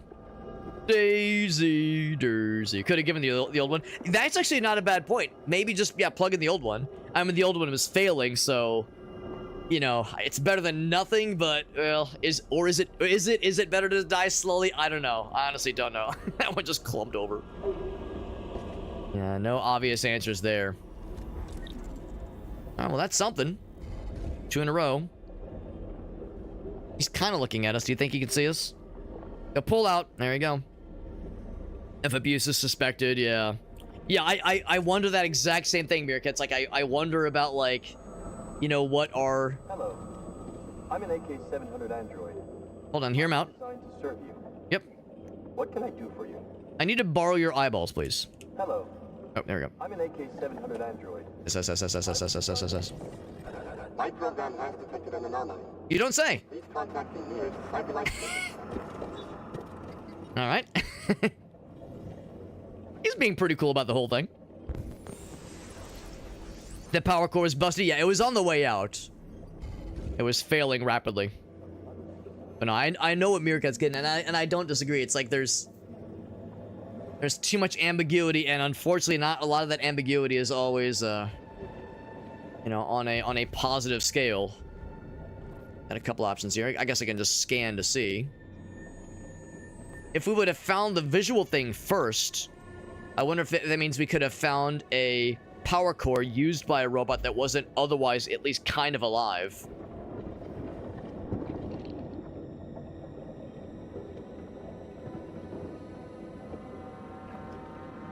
That's awfully convenient.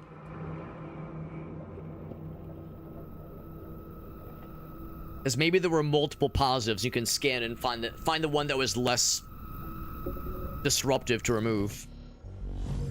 Alright, we're stabilized. We're still pretty fucked up. At least we're functioning okay. Alright. Yeah, they can't climb it because they're all fucked up. And suddenly I can hear things. I like how that whole sequence went as we were, like, getting everything kind of back online. Things got awfully dark. You're not wrong. You're not wrong. See that slope there. Is there anything else? I'm gonna laugh if there's a, if there's, like, just a discarded data pad just lying around here somewhere that has, like, articles you could read, like, you know, just casually gonna read the Sunday funnies while fighting for our goddamn lives out here. Yeah, nothing else that I can see, so we are going for this thing. Here we go. Let us begin. Of course, things are gonna grab us inevitably. And if I eat shit, I'll feel embarrassed, www, but hopefully there will be other options to try again. Try again. Yep. In the whole space, yep. Yep. And up. We get the action movie music that we're hearing. Trying to persevere despite the obstacles that we face. Persevering in the face of those who would see us fail. One man. One man stands alone. Stands alone. Stand. Come on, do it. Do it. Do the Shawshank. Do it. With the rain, it's perfect. Come on. One man makes a choice. Coming this summer. Oh shit, it is the summer. Never mind. He kind of is doing the Shawshank, right? You see it too, right? How we doing?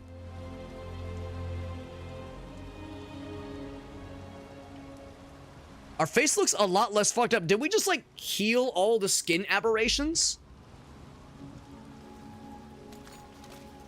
I mean, I know we replaced the parts, but yeah, like, the skin has, like, reformed around itself.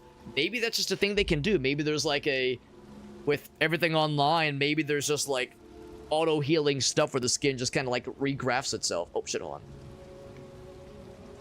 Oh, I see what we're doing. The little indicator. Unless it's truly just an indicator. I assumed it had some, like, actual straight-up functionality, but yeah, maybe not.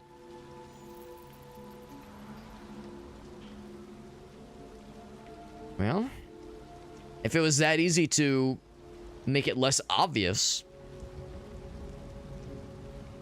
yeah, maybe it's purely just cosmetic. That seems like an odd thing that the manufacturers would allow. You would think, like, that indicator has to be there, and if you remove it, wouldn't that be an issue? A little unexpected.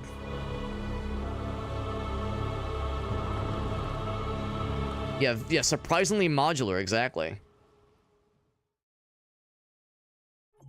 Interesting. Only wake up moments later. Yeah, yeah, it's not great. It's all awful, honestly. It's all awful. It's like crabs in a bucket. Thankfully, at the end there, nothing was grabbing us out, but there was some stuff grabbing us as we were kind of navigating that whole thing. Back from the dead. I do appreciate that that's the only, you know, well, maybe not the only proper outcome. I guess it presumably could have led to us maybe truly being dead. Like, if we would have botched the reattachment of our power core, maybe that truly was it. I wonder if there are multiple points where Marcus could die. Or maybe if... I mean, we know that there are characters that can die and be dead. So, if that can happen with Kara, for instance, if that happens to her, if we go through this as her instead, maybe this is not hard-coded to just be Marcus. Maybe this is just what happens. If you have a character that dies, you have this as an opportunity to bring yourself back, and there's, like, some other options available to you now. So in Marcus's case, Carl is dead. So in some ways we have nowhere else to go, but maybe it's new beginnings for him. Maybe he can try to, I don't know, do what you can to strike out on your own, but trying to disguise the fact that you're an android trying to hide amongst humans seems like it would get tricky quickly. But yeah, last we heard with Connor's story was the whole notion of sulfur instability. The deviant that went rogue.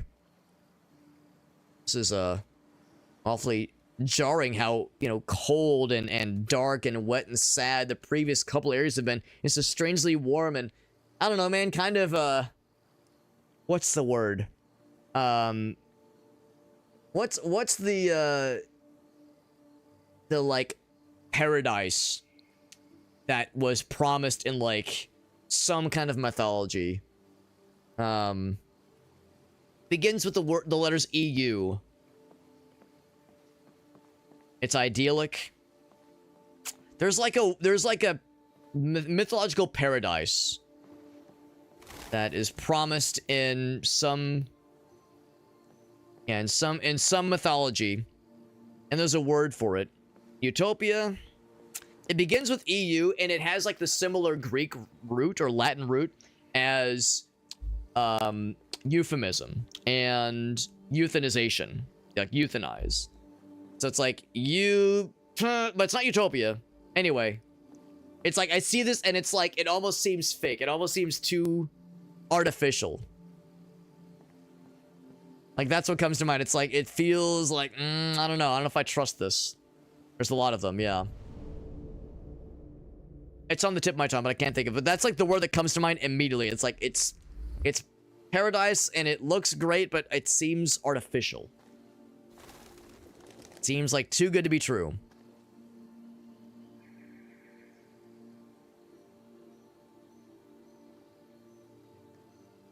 Okay, not what I was expecting to see, but maybe that's the thing. I was wondering earlier when we had the prologue, is this us then going back in time and seeing how this Connor got to this point?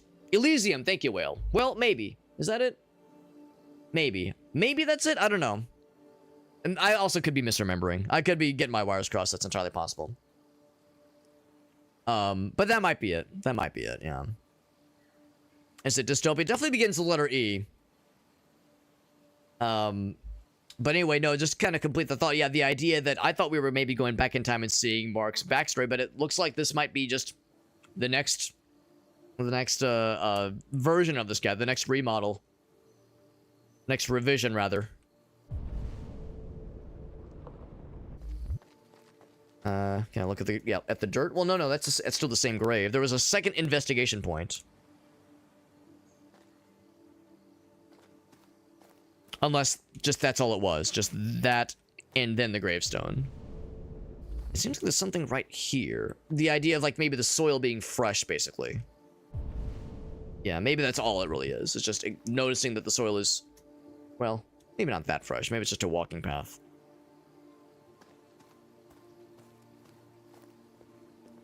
But the idea that, yes, there have been other Connors before us. There probably will be more after us. See a person tending to their flowers over there. And that's probably the correct direction. But, as always, I love going all the other options first.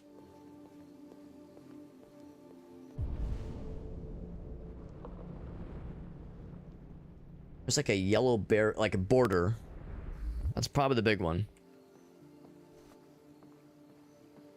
I want to see if there's other Connors that have died. But then why bury them? You bury an organic entity. You wouldn't bury an android. It seems unusual. But everything about this sequence feels unusual. Do androids dream of electric sheep? Is this an android dream? Who is Amanda? All these questions. All these questions and no expected answers, at least not yet. Yeah, Zen garden, everything. So there's something over here. I'm really curious if there have been other Connors beyond the one that died in the prologue. What's this? Let's see.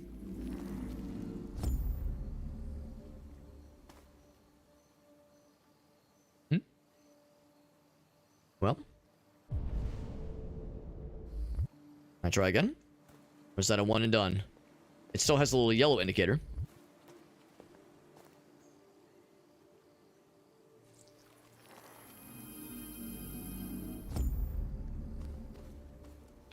The game's way of saying, well, nothing right now. Some kind of visual representation of the memories. I'd say your guess is as good as mine.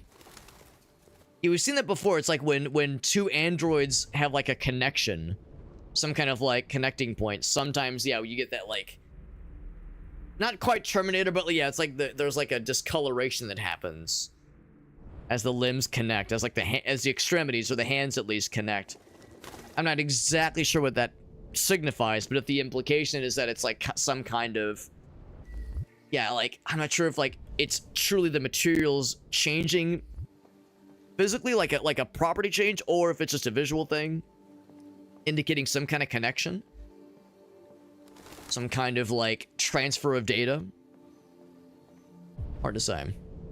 I had to guess that's probably the main person we're after, so let's just take the easy one.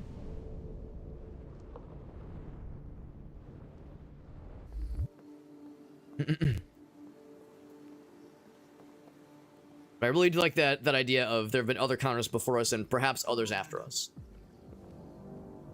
Connor. I'd be a little bit surprised they'd give the same likeness, though. Congratulations, Connor. Finding that deviant was far from easy. And the way you interrogated it was very clever. You've been remarkably efficient, Connor. Thank you, Amanda. We've asked the DPD to transfer it to us for further study. It may teach us something about what happened. The interrogation seemed challenging. What did you think of the deviant?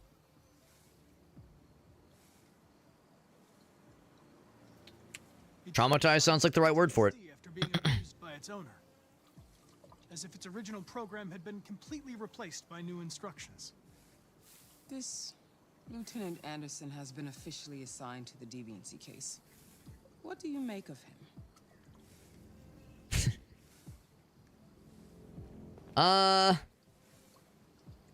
We'll be diplomatic. And socially challenged. But I also think he used to be a good detective. That's actually a pretty good summary. Intriguing character. Unfortunately, we have no choice but to work with him. I was worried he would only use flowery language, so I appreciate that he was pretty real about it. I will adapt to his Adapt with it. We roll with it, man. It is in the best interest of the investigation that I avoid conflict and try to accommodate his psychology. Surprised she didn't like that. More and more androids show signs of deviancy. I saw the little down arrow. She didn't seem like that one. If they become unstable, the consequences will be disastrous. You're the most advanced prototype CyberLife has ever created. So there is the line, confirming that he's the top dog right now. You can count on me. Top model, at least. Yeah, so maybe this is how he receives his orders. Hurry, Connor. His missions. There's little time. As he enters this state, and this is how they dispense the objectives to him. Whether it's like a physical place or a thing he just plugs into and experiences it in like a simulation, that I can't tell, obviously. But we got our marching orders, and now we're looking for the guy.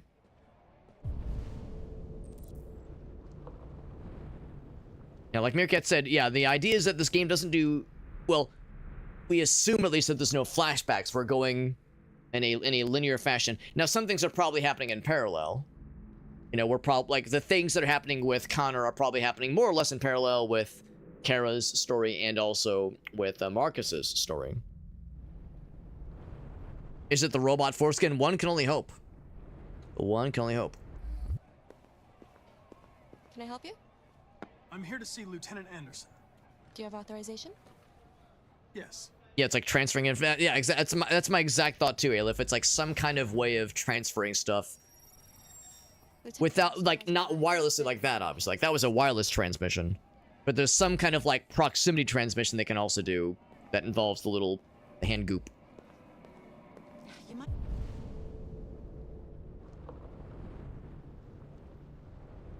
be in shock. Just take it easy. Yeah. Would you mind getting me some water, please? Sure. Kind of curious to see where this goes. What kind of shock is he experiencing? There you go. Thanks. Maybe there was an election that he was unhappy with the result of or something, or some discussion. Some decision point that is upsetting. No one else seems too bothered. That might be it. Okay. Tensions in the Arctic have reached a new level, with a Russian carrier and an American patrol boat reported to have clashed last night. Okay. Several warning shots were exchanged, apparently with no damage or casualties to either side. We're just really investing in this news report. Defense, Dennis Riggs. Okay, I think we got the general idea. There's probably not. Oh my god, there's a lot of discussion, or just not discussion, investigation points here. Are we, like, allowed to just kind of wander freely and investigate things? Oh, we're just looking. Okay, we're looking for the desk. Okay. These aren't like interactions. These are just, we're just looking for name tags. Oh. Speaking of things happening in parallel, I wondered if it was only a matter of time before we saw some kind of overlap happen. I think that's one of Quantic Dreams' specialties, is parallel stories with characters that intertwingle, you know, and are entangled with each other's stories, and sometimes even like going against each other. Sometimes even like competing against each story, or like one protagonist is the antagonist in another person's story. Without spoiling anything, there is at least one instance I can think of in a Quantic Dreams game I've seen where like you are the protagonist trying to do one thing, and the more things you do in this story moment, makes things a lot harder for you when you're trying to, like, be the antagonist right after that. So it's like you have to be mindful of how thorough you're being as the protagonist, because then when you're trying to be the, maybe not bad guy, but the one challenging the protagonist, the one trying to, you know, catch them, the one trying to, you know, do something along those lines, you have to like kind of turn your brain upside down a little bit when you're trying to, like, because you don't want to meta game it. You don't want to like make it too easy for yourself. You don't want to do, oh, I want to do the bare minimum and just make the next chapter easy. I don't know. It made for a fascinating concept when I first saw it. And if I had to guess, there's probably going to be more of that kind of thing in this game, and probably also the later Quantic Dream games. Or there's a spider that I would rather resolve now upon seeing him. You probably can't see it on the screen, on the webcam. So, give me one sec while I exercise diplomacy.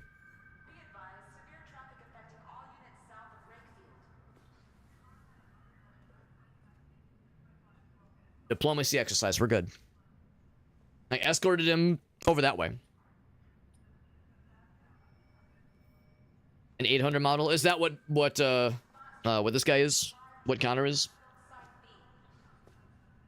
Because, yeah, they're probably, yeah, I think there was mention of like a 1400 or like a 1200 or something.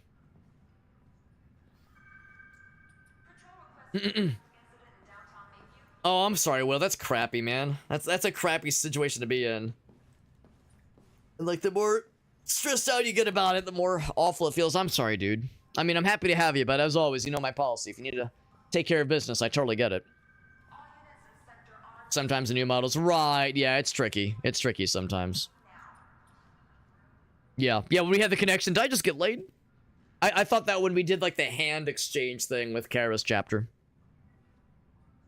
Can we just kill him right here? Nah, now with all these cops around, I guess cops are not too happy about androids killing humans, even if they kind of deserve it. It's alright, so when Carl died, right. Alright, yep.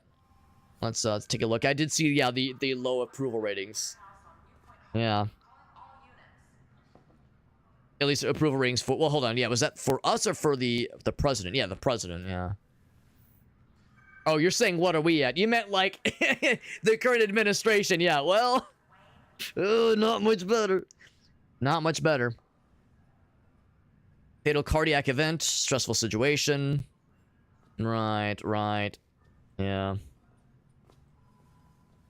That whole situation was unfortunate. And I think that was his last... Oh, actually, maybe it wasn't his last painting. Because his last painting was like a similar color palette, but it was a face. Yeah, IRL. I got you. It took me a second. I thought you meant, like, in-game. Like, oh, does our guy have approval rating? No, I know what you mean. I know what you mean. There was a period of alcohol and drugs, but got back into work. Right, right. Still enjoyed his scotch, or was it whiskey or something? Whatever, or maybe it was bourbon, whatever his drink of choice was.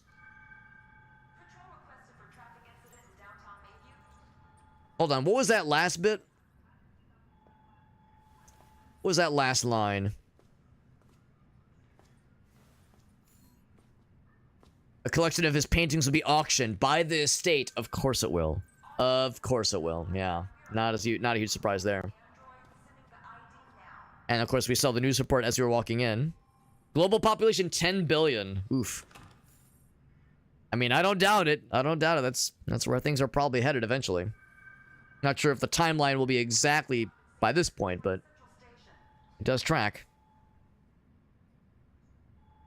Megaphone diplomacy. Saber rattling. Yeah. Ooh, excuse me. Outlining Russians' claim to the territory. Right. No signs of abating? I'm not surprised. Not surprised. Yeah, what threw me is that if you go into, I think, is it the flowchart?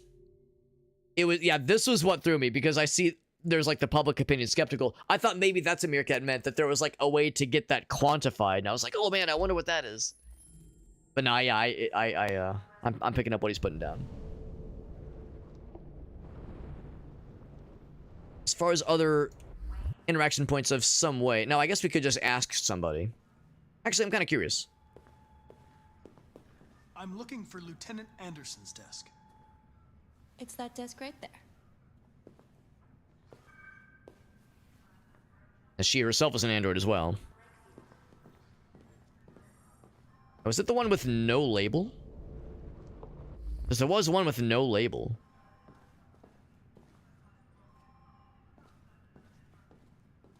Ah. Excuse me. Do you know what time Lieutenant Anderson usually arrives? Depends on where he was the night before. If we're lucky, we'll see him before noon. Thanks. Well, we got time to kill. Pop a squat and see what's going on. Birth rates are plummeting. They are in some countries. Some countries are definitely experiencing some lower birth rates, but I don't know about other countries. And, you know, for a while there, India and I don't know if China is, but I know definitely India and like a couple of other places had like real big population growths, and they were able to outpace some places having lower birth rates. But I truly don't know what the trajectory is right now. Learn about the case, examine the desk, police station, all that jazz, and then go see the fella. Now, I can't help but notice... Yeah, there's the... I'm guessing the chief over there. I see this person over here. What's her story? Is there a... like, something we can overhear? Nothing? Okay. Like, that body language is like, wait, is there a case I can hear about? Is she gonna be like, boy, howdy, I sure am surprised at that thing I just learned. Man, can you believe that that android killed somebody? Wowee, and, like, hear if there's any sort of... cross-pollination, information-wise. Hi, this is Hank. Not here at the moment. You can leave a message if that's what turns you on, but don't expect me to call back. Beep. Whatever. Sure. Anderson, this is Connor. I'm the android sent by CyberLife. It's almost noon, and I'm waiting for you at the office. That will do a lot of good. What's his musical choices? Let's find out. The one-shot policy. I know they had that for a while. I assume they don't have it anymore, but they did have that for a bit there.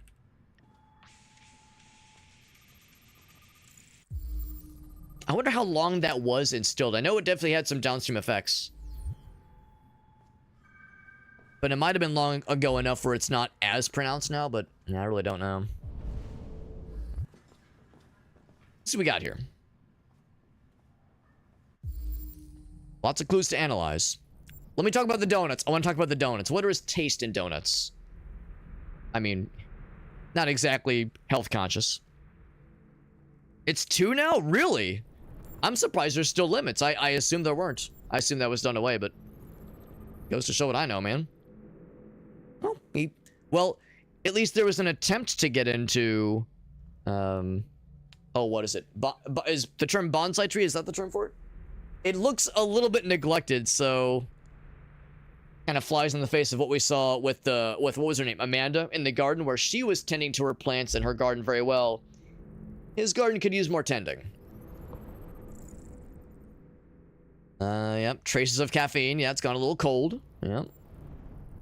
Or like judging him for his drinking and eating, his coffee choices and donut selections. How do you like your coffee? You know, has a lot of implications, obviously. Ah, yes. 555, I don't care. A real number. A real number. Anderson is probably a millennial. Well, yeah, I mean, if this is 12 years in the future, if he's presumed, you know, mid-40s to mid-50s, then yeah, I mean, that's how old I will be in 12 years. You know, I'm 37 right now. So 12 years from now, I'll be 49. Well, I wouldn't have the long hair, obviously, because I got the thinning hairline, but otherwise, yeah. I mean, that tracks for sure. So, you know, he came of age of, you know, shit like 9/11 and obviously COVID, all that shit. It's up to 3 now? Man. What's up, Wired? The most important. That's right, bud. That's right. And it's not lost to me that we don't bleed the same color. An idea that, yeah, he's at least a skeptic. At least a skeptic. Which kind of tracks what we've seen already. Do you have a favorite sports team? D. The D's. What's the mascot? I just see a D. Maybe there's like a little fella inside there, but I can't quite see what it is.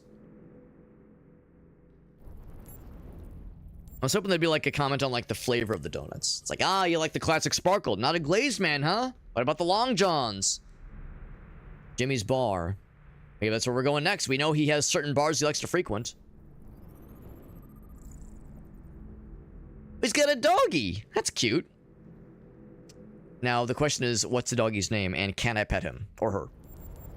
That's actually very fun.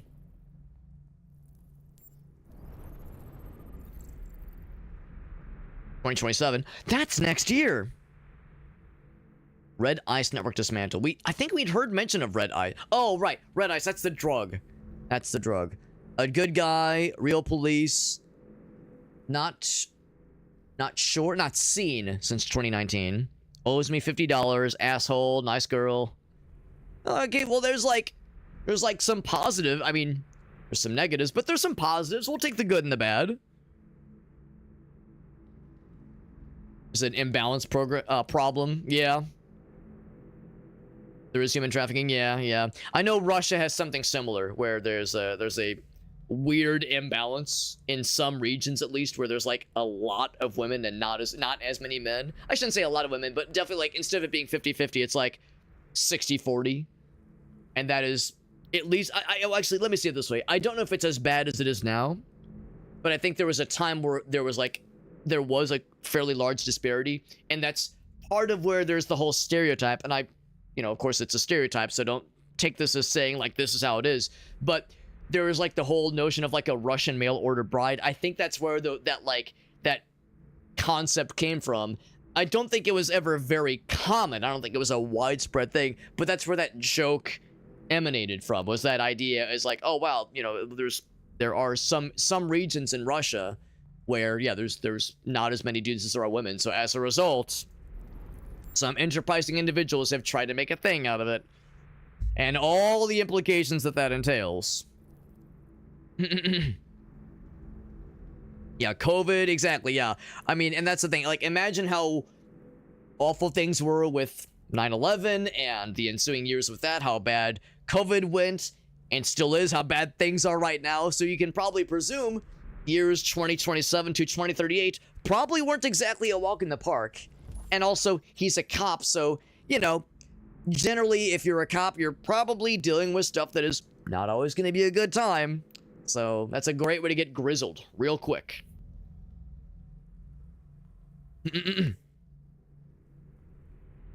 There we go. Yeah, the Detroit D's. There you go.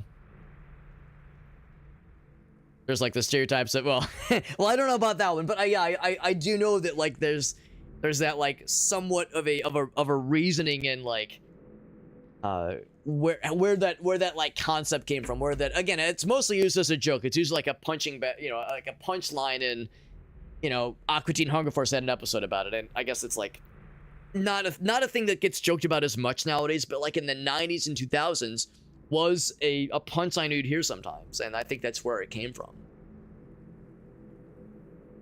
Growing red eyes problem. Yep. Detective Hank Anderson. There you go. So this is an older article. Oh my god, 2020. It's 10 years ago. So that was the network that they busted. Okay.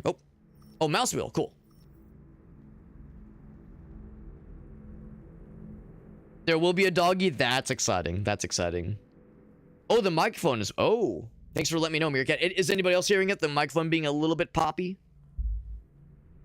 Yeah, let's just go ahead and get a quick fix in, because there's a pretty... You're hearing it too, Aleph? Okay, thank you, guys. Yeah, give me 1 sec. I will do a quick reset of this guy. Give me just 1 sec. I'm not going to kill the stream, but I will unplug this guy. Give me 1 moment.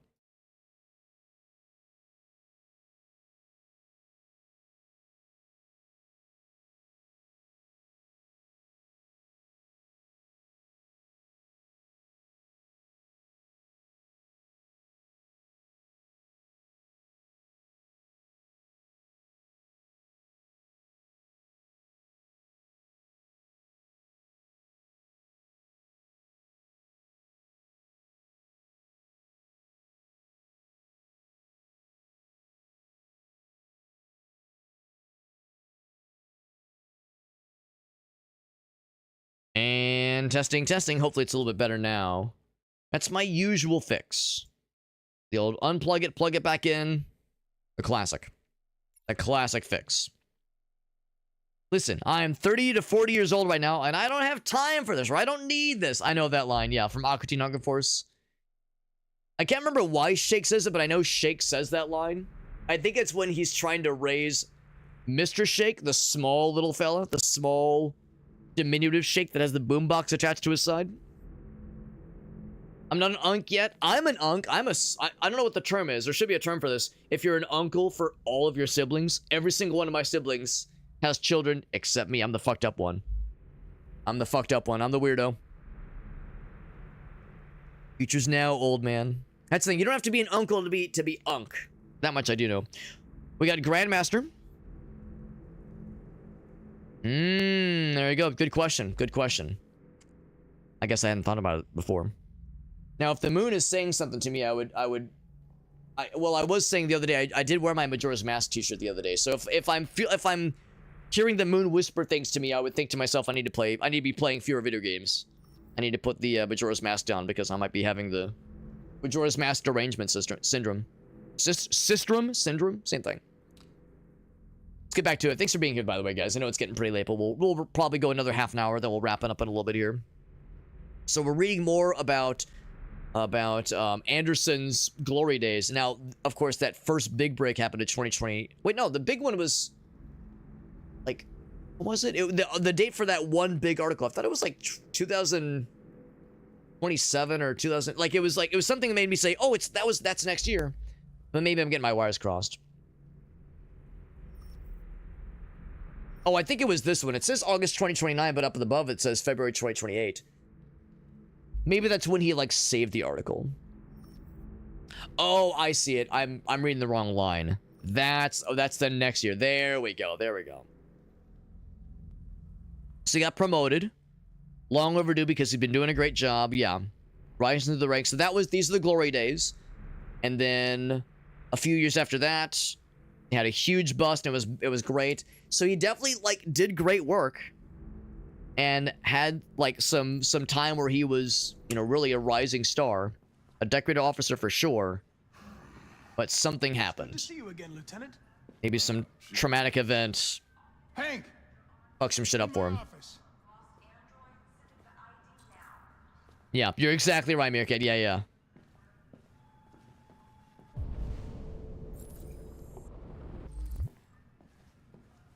Let's listen in. Oh, wait, hold on, Hunt. Okay. I guess that means that, yeah, I'm allowed in. You would have told me otherwise. 10 new cases involving androids on my desk every day. We've always had isolated incidents. Old ladies losing their android maids and that kind of crap. But now, we're getting reports of assaults and even homicide, like that guy last night. This isn't just CyberLife's problem anymore. It's now a criminal investigation, and we've got to deal with it before the shit hits the fan. I want you to investigate these cases and see if there's any link. Why me? Why do I gotta be the one to deal with this shit? I am the least qualified cop in the country to handle this case. I know jack shit about androids. Way to build up your resume, bro. I barely changed the settings on my own phone. Everybody's overloaded. I think you're perfectly qualified for this type of investigation. Bullshit! The truth is, nobody wants to investigate these fucking androids, and you left me holding the bag. He does have some experience with it now. Help with the investigation. It's a state-of-the-art prototype. It'll act as your partner. Buddy cop. I don't need a Crossover episode. Certainly not this plastic prick. Hank, you are seriously starting to piss me off. You are a police lieutenant. You are supposed to do what I say and shut your goddamn mouth. You know what my goddamn mouth has to say to you? Okay. Huh? Okay. I'll pretend like I didn't hear that. So I don't have to add any more pages to your disciplinary folder, because it already looks like a fucking novel. This conversation is over. Jeffrey, Jesus Christ, why are you doing this to me? You know how much I hate these fucking things. Why are you doing this to me? Listen, I've had just about enough of your bitching. Either you do your job or you hand in your badge. Now, if you'll excuse me, I've got work to do.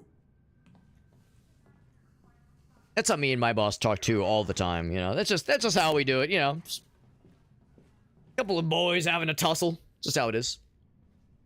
I'm very pleased to have joined the team. I can assure you I'll do my very Close the best. door. That went about as I expected. I was like, Have a nice day, Captain. I was like, we'll try it. We'll try it. Oh, that's good. You know, Aaron, you're the second person to mention that, and I didn't quite understand what it meant. Is Mr. Krabs' voice actor one of those two guys? Because I haven't heard it, but I don't know, like, I haven't really listened for it.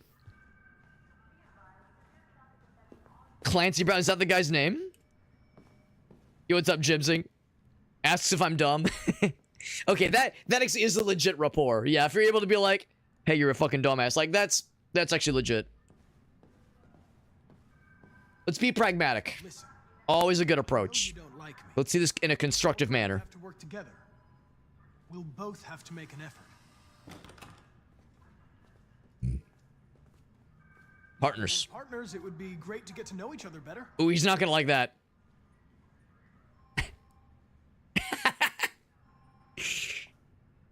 Desk. Is there a desk anywhere I could use?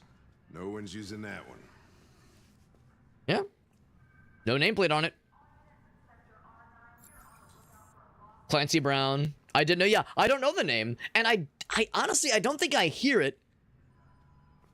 But that means I should listen closer. Also, of course, so many voice actors and actresses do a good job of, like, well, there's Chris Pratt. It's a me, Mario. But in all jokes aside, there's a lot of voice actors where it's like, oh shit, like, you kind of have to listen for it. Then you're like, oh, now I kind of hear it. Versus, damn, bro, that person's a vocal chameleon. I can't discern anything different.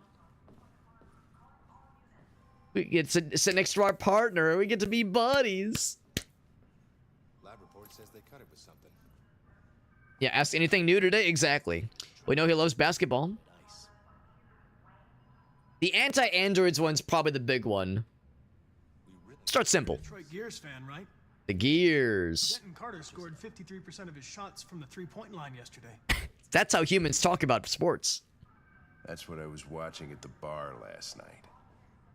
Good cop, bot cop. I like yours, Whale.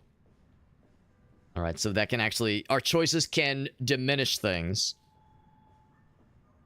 The dog, the music, all that would probably piss him off. I'm curious about this one. A lot of people don't appreciate having androids around. I was wondering, is there any reason in particular you despise me? He's in a lot of movies, too. That's cool. Yeah.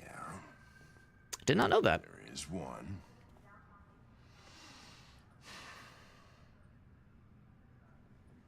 All right. The more I talk to him, the more he hates me. And there's no stop talking option. We just keep going at it. Now, I'm liking it a lot so far, Jimsing. It's very good. Captain Fowler for long. Yeah. Too long. I'm liking it a lot, Jimsing. It's good. It's my second Quantic Dreams game that I've ever played, but well, the only, well, I'll just say the only one I've ever played all the way through previously was Indigo Prophecy, also known as Fahrenheit. So it's been a minute since I played one of their games, but yeah, this one's got the goods for sure. Let's just start working, Files on Deviants. because if I talk to him more, he's just gonna fucking murder me because he hates me so much. Terminal's on your desk. Knock yourself out. He was in Shawshank as well. Damn, I never did see Highlander. The Highlander, rather. Oh, there's the hand thing. Yeah, so it's like whenever it does that, I guess it means some kind of interface, basically. A lot of voice acting work. Yeah, that's really cool. I still can't really hear it, honestly. I really can't hear it. But that might just mean he's a very good voice actor and he's very convincing. He was the head guard. I mean, is his face modeled after this guy's? Because I remember that guy decently well, but I don't know. I guess I need like a side-by-side. Yeah, I never saw Highlander, unfortunately. I know the first one's a one that lots of folks love. That's how he looks. Okay, yeah. Because I watched it for the first time just a couple months ago. So it's, well, I say a couple months ago. I guess it was back at, yeah, it was like January, February. So 6 months ago is a couple months, sure. Half a year ago, that's a couple months ago. I remember that character well for sure, but maybe I don't remember his face well enough. Okay, so we heard that there was a bunch of these cases, not just the ones we've been privy to, but there's a whole lot more. Involving Android, yes. Open case, yes. Assigned to Anderson, I'm seeing potentially a pattern here. Oh, there we go. A V series, a L series, attack, disappearance, okay. Dennis Anderson. Fast Coney Dogs. Android lunged at him unexpectedly. Before leaving the scene, the android remains at large. Attacked by her android. Trashed several rooms in the house. Seeing some patterns for sure. Date of offense. All within the last month or two, basically. Yeah. Scan all the files to quickly just kind of power through them. In The Mandalorian. That's awesome. And see, yeah, do the side-by-side with him in Shawshank Redemption. Unexpected disappearance of a model. Someone was destroyed. Okay. Oh, right. Marcus. Yeah. Attempted murder. Lieutenant. Do we have the name? We know the victim. Well, victim. I guess the android themselves doesn't always have their name listed. Yeah. Just the series. Yeah, that's it. Okay. The android behaved violently. Right. Prototype was destroyed at the scene by attending officers. Right. So they say. Ooh, there it is. Yeah. That's the thing, too. I'm not surprised that he reported her to police. A little bit surprised there was no mention of taking his daughter. You'd think that would be like higher on the list versus, oh, she attacked me. How dare she attack me versus you would think child kidnapping would put that higher on the list. Obviously, it wasn't a kidnapping, but that's how he could have framed it if he so chose.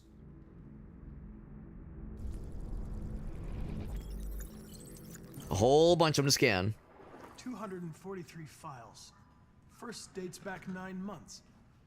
It all started in Detroit and quickly spread across the country. An AX-400 is reported to have assaulted a man last night. That could be a good starting point for our investigation. Wonder if that'll be Marcus's. Because that was the one that happened presumably yesterday. Not sure if it was a 400 or what, but...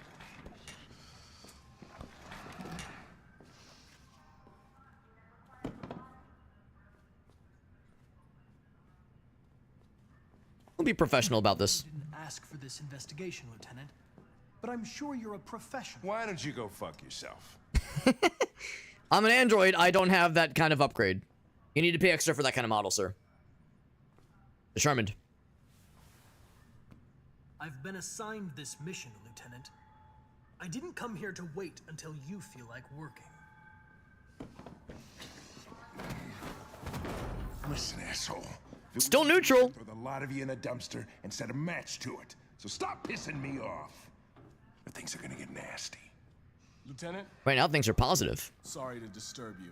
I have some information on the AX-400 that attacked the guy last night. It's been seen in the Ravendale district. I'm on it.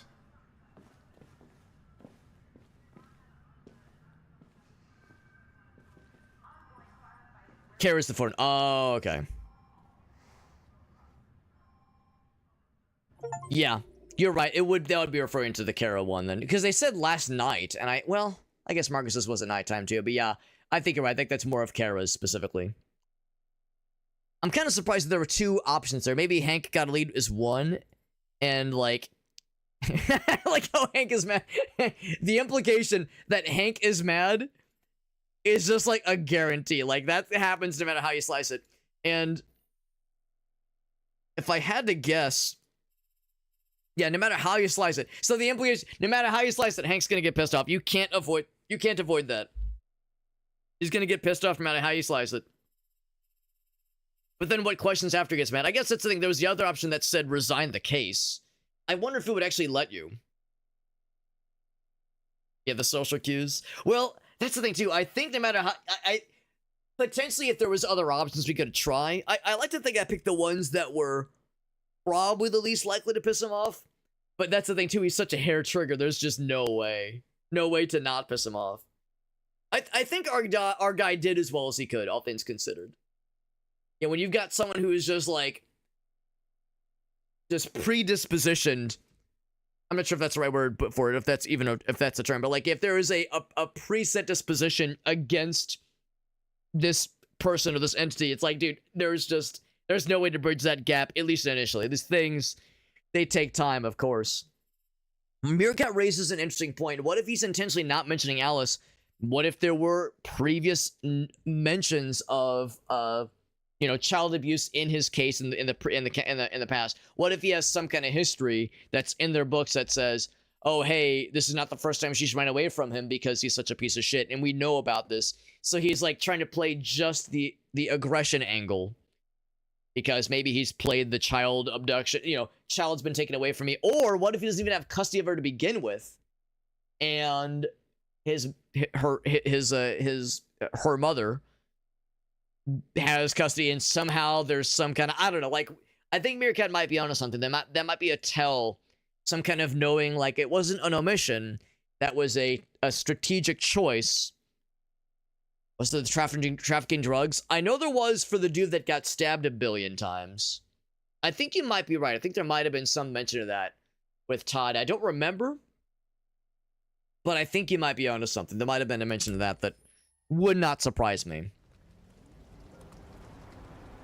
So, if he's trying to minimize his exposure to the cops, so it goes.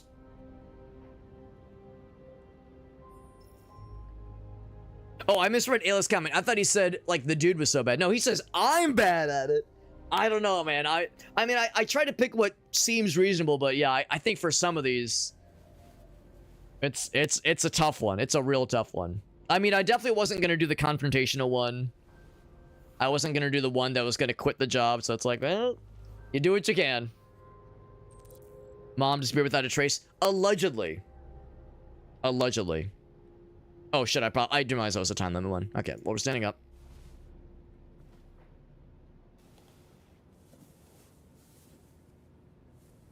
I'm sorry, I didn't mean to wake you. So it wasn't a nightmare. Sorry, lady. No, it wasn't a nightmare. Shit do be scary. You must be starving. You should take a bath, and then we'll go out and find you something to eat. What do you say? Probably didn't. Well, yeah, they didn't get a chance to eat dinner. No one took a bite before that whole fucking tirade began. So, goddamn.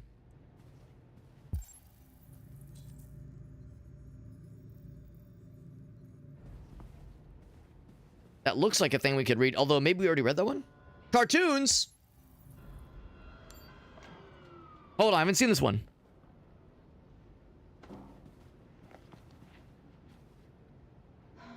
There's some cool animations in the TV in one of the earlier episodes, too.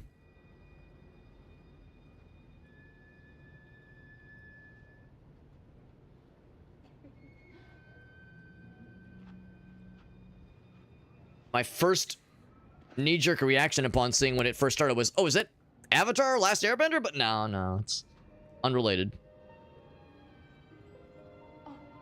And really, the animation couldn't be more different than it, but just... It was like the way the lady was dressed. It was her overall getup. Had the same thought. Yeah, like for just a moment, I was like, Airbender? Nah, that's not it.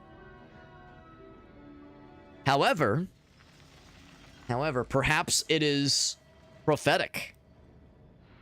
There could be a parallel with what we're seeing on the TV and what's happening in the story. Yeah, that shot right there, I was like, whoa, whoa, whoa. I mean, Avatar's a good one, so you could do a lot worse.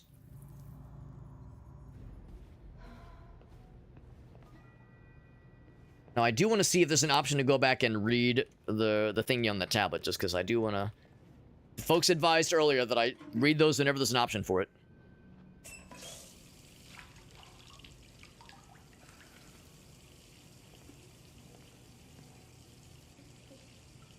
Well, she doesn't look tired because androids don't get tired.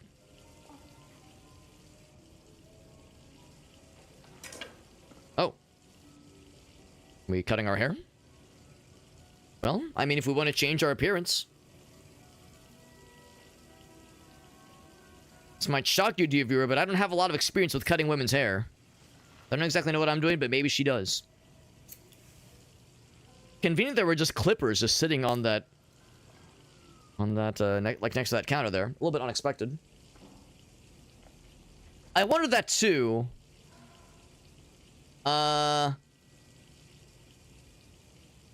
I mean, we're already kind of blonde. Let's do something completely different. Oh, it's that simple. All right. Wasn't sure if it was like, oh, we have to like get out the like hair dye or something like that. Well, no, we actually don't have any money left. Oh wait, you called it, Aleph. Energy drinks and I'm sorry, Will. We've all been there. I know it's no fun. I'm sorry, man. I know it's a crappy ass time. Splort. So of the 3 characters, 2 of the 3 of them have removed the little indicator thingy. Obviously, what's-his-face? Connor still has his, as he's not on the lam. I mean, there's a possibility that he might have some reason to eventually, but for now, he's still in the good graces of the law. You're pretty like... He kind of is the law right now. You really look like a human now. Oh, that's nice. 91 life expectancy. I mean, sure, that's the case for people who are gainfully employed and have health insurance, but like 37.5 rate of unemployment, like that's got to start to hamper those numbers somehow, right? There, yeah, 0.4%. Oof. These numbers make me sad. Android Zoo. Okay, exotic species. Yep. Only for the last 30 years, though, which is a lot, probably. Yep, African elephants. No surprise there, unfortunately. Yeah. Goddamn. Fragile environment is right, unfortunately. Diminished popular concern. Right, for real animals, exactly. It'll be more than the real thing we promised. Great trip for the whole family. Buy tickets. Spend money. Canada, still Android free. Oh, honestly, based Canada. Well, I know that's mean of me to say potentially, but I mean, I don't know. I'm still something of a skeptic myself. Hopefully not a cynic. Maybe a little bit, but skeptic. I think skeptic is a less extreme version. An Android free zone. There you go. 2028. 2 years. We got 2 years, boys and girls. Make our choice. No official status. Now, there might still be some there, but no official status, at least. Yeah. The arguments for putting them on sale, that is, yeah. But Canada's holding off. We're staying the course. There it is. It's nice.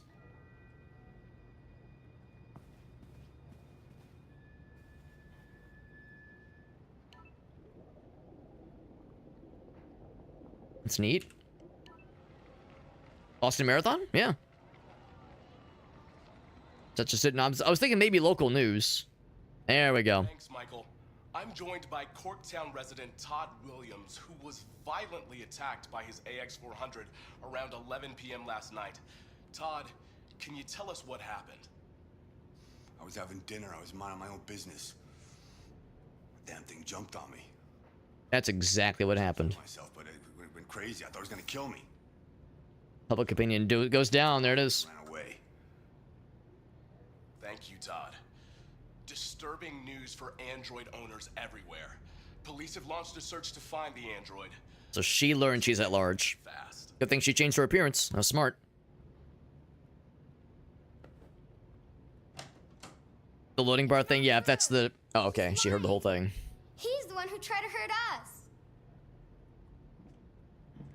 What are we gonna do? Yeah. No, I'm with the Ilif. It's surprising how easy it is to remove it. That's genuinely surprising. Looking for us now.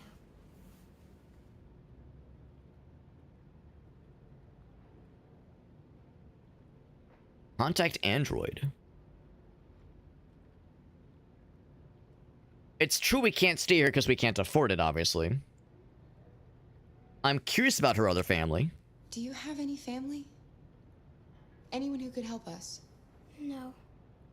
It was just Dad. Bit of a J-log. I can see it. I can see it. That android yesterday, he gave me an address. He said we could get help there. Could be worth a try. Yeah, that contact. That makes sense. It's something to try. Got not much else to go for, unfortunately. Yeah, I'm thinking the same thing, Mirka. I think we made the right choice definitively with that one. We can't change the past, Alice. But we can decide the future. We're gonna pull through, and soon all this will just be a bad memory. And it's a doozy of a bad memory, all right. But she does consider us family. I think we're doing all right, all things considered. Been a rocky journey to get here, at least, to get to this point. But, we probably have more rocky journey ahead, let's be real. I'll go out and find some food for you, and then we can get going. She's probably the best family this poor little girl has had, so... Gotta be Mama Bear! Gotta Mama Bear for this girl. Get some brekkie. Hold on, was that movement? Can I look out the... Okay, I thought I saw, like, something or someone move out there. Alright, so she's taking a bath. I've already read the thing. Alright, well... Let's see if there's a continental breakfast. Get some, you know, stale cereal and some expired milk. Only the finest. For a $40 motel. Ooh, boy. There they are. This is exactly the kind of thing I was mentioning earlier, where the protagonist for one story that runs parallel with another is the more or less antagonist for the other one. Looking for a female android. Now the question is, who am I going to control here? No, I don't think androids here. Have you seen anyone that looks like this? Fuck. I knew there was something weird about her. She came in last night. She was dressed normal, you know? There was no way I could tell. Is it still here? Yeah, probably. Room 28. Thank you. We're controlling both. This is the Quantic Dream special right here. So, isn't this an interesting concept? This is the kind of thing that happened in a previous Quantic Dreams game that I observed, where, you know, on the one hand, we don't want to just sandbag one side intentionally. You want to play, to me, I want to play it out. What would a reasonable Connor do in this situation, and how will a reasonable Kara react? And you do the best and just see how it plays out. It's a very interesting concept, and Quantic Dream's the only developer I've seen do something like this. I think it's pretty interesting. Yeah, no other interaction points here. You know, I always like to look, but... Alright. So, I mean, we can dilly-dally all we want. We can find any other diversions, but... You wait in the car. Oh. I thought maybe we'd go with him. You're going to need me, Lieutenant. Be rational. I know more about androids than you do. Listen, I'm tired of you talking back to me. You're a machine, so shut the fuck up and do what I say. All I want is to accomplish my mission. I'm sorry if that upsets you. You want to see the end of your mission? Stop busting my fucking balls. Shockingly, Hank still doesn't like us. I'm surprised. So... Said wait in the car. Is that an option? Can I, like, walk up to the car? I can walk up to it, but nothing happens. So, he's still schmoozing on up. Yeah, search motel room. I'll follow him, but slowly. Like, he's walking pretty slowly. He's taking a sweet-ass time.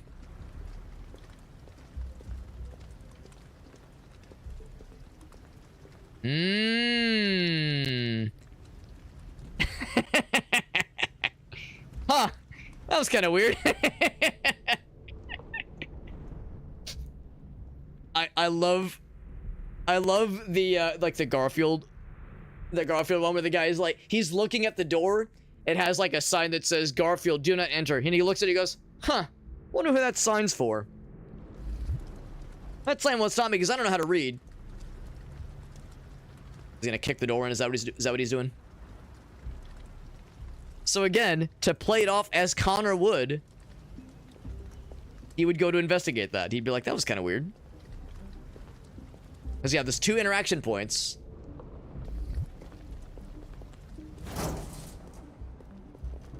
He would go, huh, what the hell was that? Which way did it go?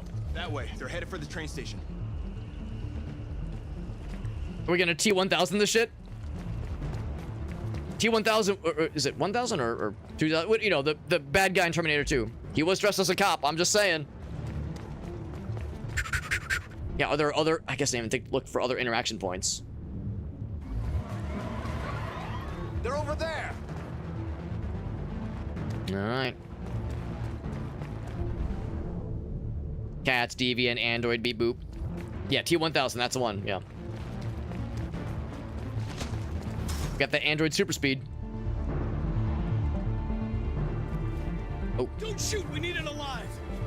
Good call. Also, there's a kid with her. Ooh, spicy and a little terrifying.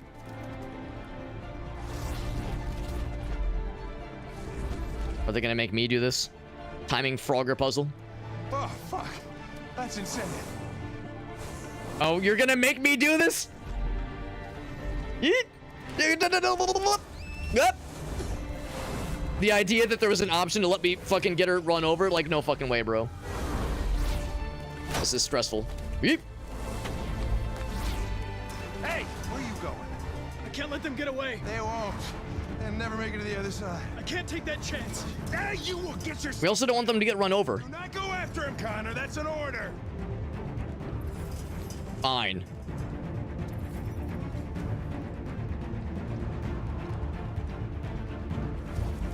All right, continue.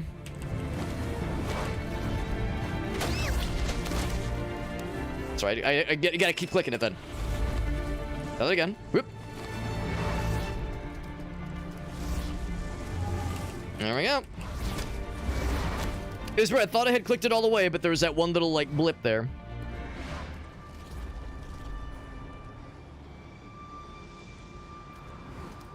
Are you okay? All right.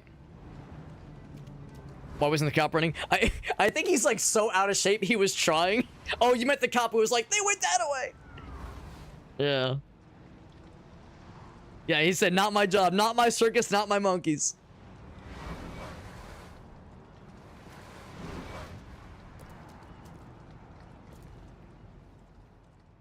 What do you think about our decision to abstain? It was one of those where I was like, do I send him off? I was legit worried if I sent Connor off, then the dude would get so pissed off with us, he'd be like, I'm not going to work with us anymore. I thought he would, like, get that pissed off.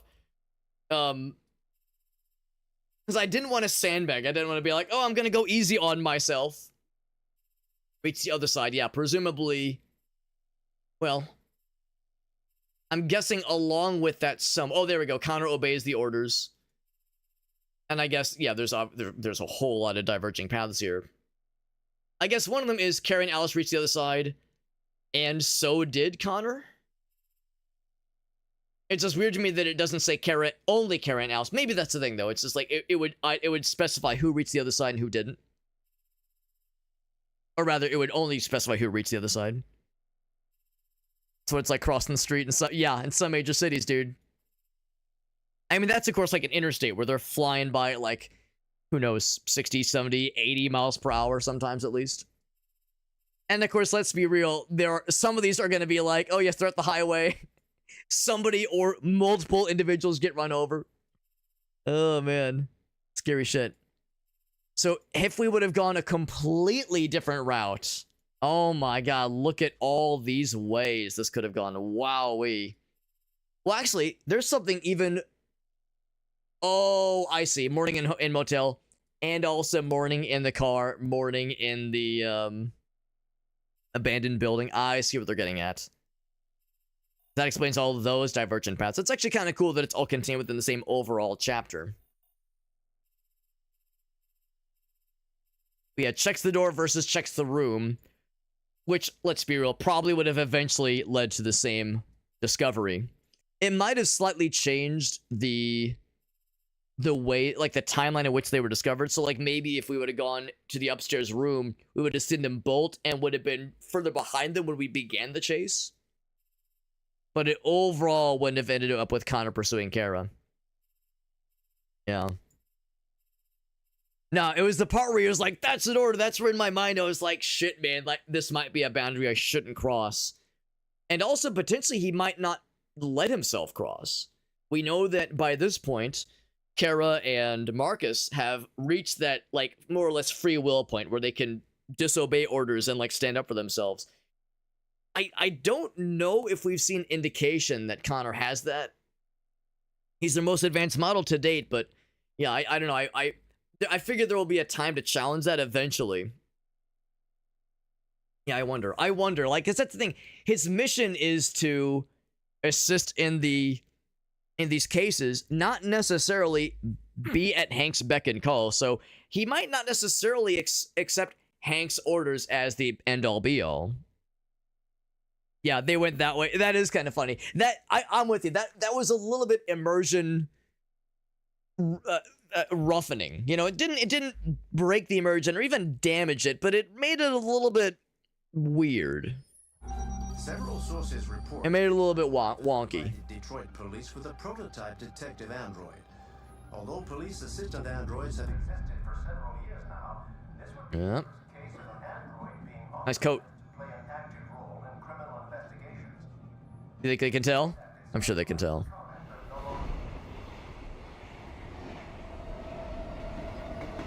Yeah, his mission, exactly. So I don't think he needs to heed Anderson's orders necessarily. I think you're right, Meerkat. So yeah, the more I think about it, we probably didn't need to be like, oh shit, I don't want to cross a line. We probably would have been allowed to. This place will be free. Find Jericho.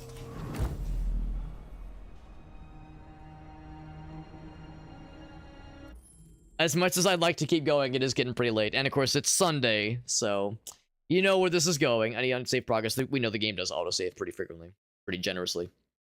And no surprise here, we do have to wrap it up here. The company that manufactured me is conducting a User survey. Is that the Steam review? Would you like to participate? Is this a built-in way of saying, leave us a Steam review? I'll bite. What happens if I say yes? Great. Let's start. Would you consider having a relationship with an android that looks like a human?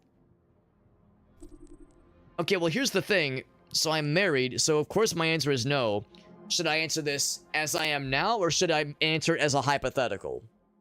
We'll assume I should answer it as now and just remove any ambiguities. So, no. Do you think that technology could become a threat to mankind? What? Is that the most vague question ever answered? Ever asked? Of course! If you live on a deserted island and could only bring one object, what would it be? Pen and paper, cell phone, book. Deserted island. Does console mean gaming console? Instrument. Pen and paper, cell phone, book. I mean, cell phone sounds great until it's time to charge the battery, and I mean, depending on how big and how far away this deserted island is, no service. A console. I love to think that it's a gaming console. These are awful things to have with you on a deserted island. No, like, tactical hatchet. No, like, multi-tool. A knife. Anything. Yeah. A knife. I don't love any of these. Is there's not a... Yeah, I was gonna say there's not like a... Yeah. It's not additional pages. In a fucked up... Yeah, I'm saying in a fucked up way, either a pen and paper or an instrument. I mean, if it's a violin, you could break the wood for making a fire, as fucked up as that sounds. A pot to piss in, something. A tuba? Yeah. Do you consider yourself dependent on technology? The answer is an obvious yes, because I'm a software guy, of course. What technology do you most anticipate? Brain-connected devices. Okay, I'll say it this way. Anticipate as in... see as an inevitability, or things I'm looking forward to. This one will only be for rich people. This one scares the shit out of me. This one, I think we're a long ways away from that one. I don't know I'm convinced on that one. So many logistic problems. I would probably say androids. Because this one is only for a very, very small percentage of the population, so it hardly even counts. Yeah, this one's just fucking not. That's the Torment Nexus. No, I don't fuck with that. I don't fuck with nightmare fuel, bro. Do you believe in God? No shade to those that do, but I'm not a religious person. You let an android take care of your children? Also, I don't have kids, and to be between you and me, I don't plan on having them. So no. How much time per day? It's kind of a cop-out answer. An electronic device. Ooh, more than I want to admit. More. If you needed emergency surgery, would you agree to be operated on by a machine? Then I think I would be okay with. I think I'd be okay with that, because then it's all, well, it's not all mechanical. You know, it's not all just logistics. Yeah, what if they discover something and it's like, oh shit, do we put him through a regiment of months of fuck-ass awfulness for a 10% chance of a full recovery? Or a partial recovery, even? I would say it depends. But that's saying, if it's emergency surgery, it's for, you know, a bullet wound, or, yeah, I fell and snapped my penis off. You know, something traumatic, some kind of trauma surgery thing. Sure. Do you think one day machines could develop consciousness? I don't believe so. Or at least consciousness and how we typically define it. I don't believe so.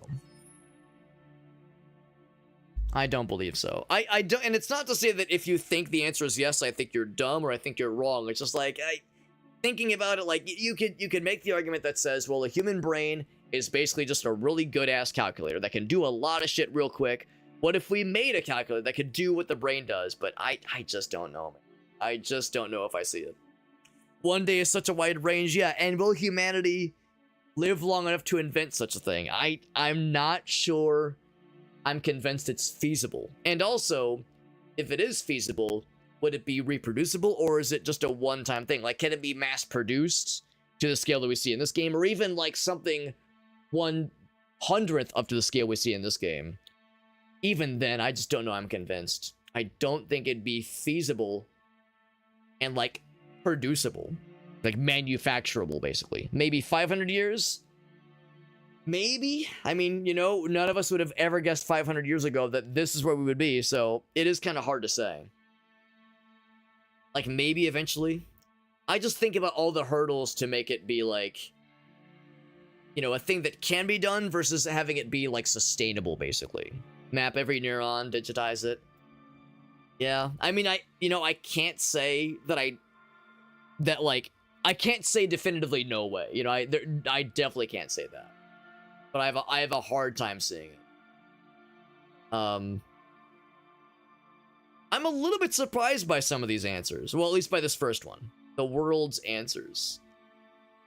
Instead of having a relationship with an android that looks like a human, I'm a little bit surprised by this. At the same time, thinking about it more, maybe I'm not surprised by it. Nothing is unachievable. Yeah, I guess the thing I stick to is, like, what is more likely to be feasible. I get the digital mouse brain.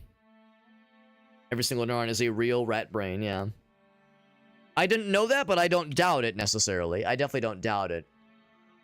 Man, I don't know, I just think about, like, the jump into the next couple levels to, like, get us into, like, the stepping stones towards what's the next step from a mouse, you know, a rabbit or a I don't know, a hamster, you know, some like, what's the next jump up from there, and then from a rabbit to a fox, and from a fox to a dog, and blah, blah, blah. You know, it's all the stepstones that it goes, and all the jumps in complexity. And I don't believe it's a linear curve. It's probably something like exponential or worse.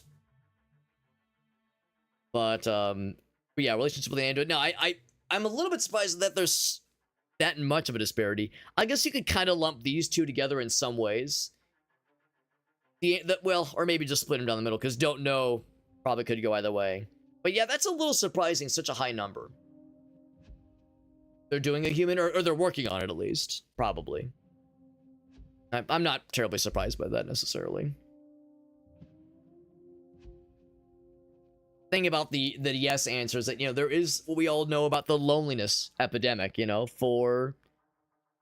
I mean, like, you know, I'll say what we're all thinking. There's a lot of dudes typically are traditionally the ones that play games like this, and the ones experiencing the loneliness epidemic that we've read about, of course, tends to be dudes. So, you know, maybe there's some that are saying, like, you know what, man, I'm open-minded. I'd be willing to try anything. Like, you know what, I'm not gonna judge. I'm not gonna judge. It's like, you know what, some other kind of option, I would consider it. And maybe that's the key word here. I would consider it. Is maybe the key word there. Become a threat to mankind. Yeah, that to me seems like a no-brainer. Like, of course, there are many. I mean, nuclear warfare. That is, you could say, technology, and that poses a threat to mankind. I think we're already there, man. I think we're already there. Quantum computing? I don't know. I mean, I think quantum computing has like potential for a lot of cool shit, but I don't know if I could say, like, that gives me enough confidence to, like, let us jump ahead in, you know, technological advances that could lead to, you know, human consciousness being synthesized in a computer. And even with quantum computing, can we make it affordable and reliable enough? I don't know. I just don't know. I think we're still quite a ways away from it. But I don't know. Like, would its applications be effective enough and be enough of a, yeah, just jumping capability, I guess. So the right brain is done, but it's called the Blue Brain Project. Yeah, I've never heard of these things, but like I said, I don't doubt them. 20 years, they finished it a couple years ago. Maybe 10 to 15 for the human brain, you think? And I don't know, it just seems like such a huge jump in complexity. 50 years is gonna be weird. It's gonna be weird. For sure, it's definitely gonna be weird. Deserted island, uncle, bring one object. Pen and paper. Yeah, pen and paper was my second one. Hardly few people said a console. Cell phone, yeah, I mean, cell phone makes some kind of sense if there's, like, some hope that you could get some kind of, I don't know, like a plane flies over and somehow there's some kind of flyover signal. Like, I mean, if there's some kind of hope of getting some kind of signal, I guess you could use the flashlight on it for a little bit. You know, it would have some utility, but I don't know, man. That's a tough one. But I can see why some folks would make that choice. Depending on technology, yeah. Like, fuck, I know I sure as hell am, of course. You know, I use technology to reheat my food and refrigerate my food and heat and cool my living abode so it's comfortable. Yeah, of course I'm reliant, obviously. Yeah, brain-connected devices. Maybe that's the thing. Maybe because my aversion to it maybe say, no way I even want to consider it. Maybe that was an issue. Or maybe that was my downside there. But I mean, we might get there eventually. I don't know. I don't want to consider it, man. Shit scares the shit out of me. So, I was going to say, I figured this would be probably fairly close. I'm actually a little bit surprised that these two aren't closer. But I think the I don't know probably took quite a lot of that, honestly. Fruit fly to the rat, and it only goes upwards. Yeah, no, I mean, I don't doubt any of that. I don't know, man. I just, there's no doubt that jumping from a fruit fly to a mouse has like, that's a fuck ton of complexity right there. Like that's a huge exponential jump for sure. But I don't know. I just think about the like, just to get from something like, yeah, something like from mouse to like, say, a cat or a dog, or, you know, that just like whatever the next step is, I just see that as being like another enormous jump. Just, it seems like maybe not insurmountable, but just this enormous ravine, this enormous gap. The Android take care of your children. Not terribly surprised that more people answered yes. And if there was the hypothetical, you know, if I did have kids, or if I was a legal guardian for someone, whether it be like an elderly family member, right? Just something. Would you let an android take care of someone you're responsible for? I could see it.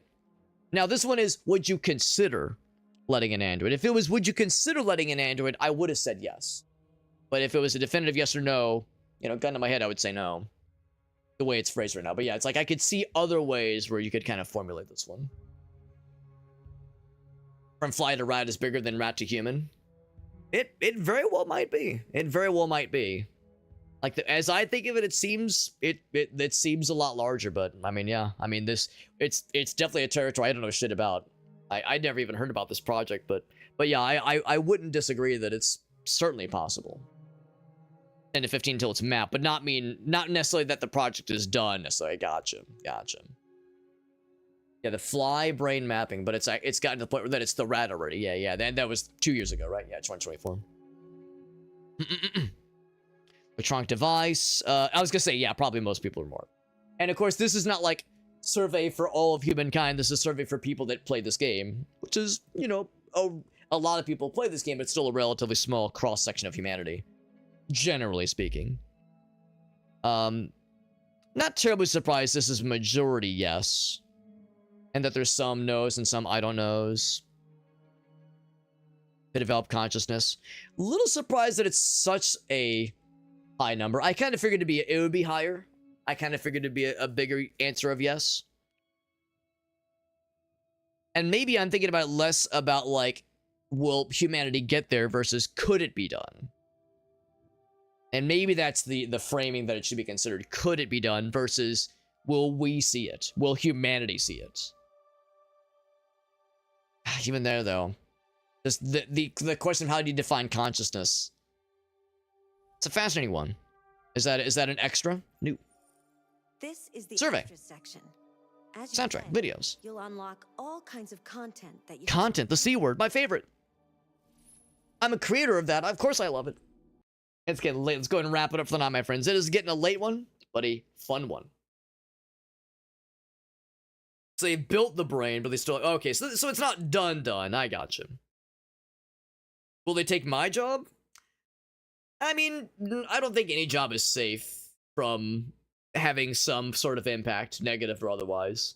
I don't know. I mean, there's already been a lot... Of course, I'm a software guy, right? There's already been a lot said of software developers that have been displaced. You know, firms that have said, you know what, we're going to downsize our department and put more reliance on AI. Some of that, of course, has come home to roost, and they've realized, oh shit, we swung too hard, pendulum is swung the other way. So we've seen some of that, but like, yeah, in 10, 15 years, will there be more of that? Probably. I don't think like software development will ever be entirely replaced by AI, just because I like to think the human element still has value and has enough value to the folks that hold the money and make the decisions to not get rid of it fully. And that is across the board. You know, obviously I can't make that claim for every company ever, for Amazon, for Google, for, you know, for you know, name company that are Meta, you know, name tech company, big or small, otherwise. But yeah, for me personally, without revealing too much about my job and like you know, exactly where I work, and, you know, here's my address, here's my social security number, without revealing too much of what I do, yeah, I would say, like, in my lifetime will I see it? Maybe. You know, I probably not anytime soon. Probably not anytime soon. What would be more likely would be having an impact, you know, having it be impacted, positive or negative.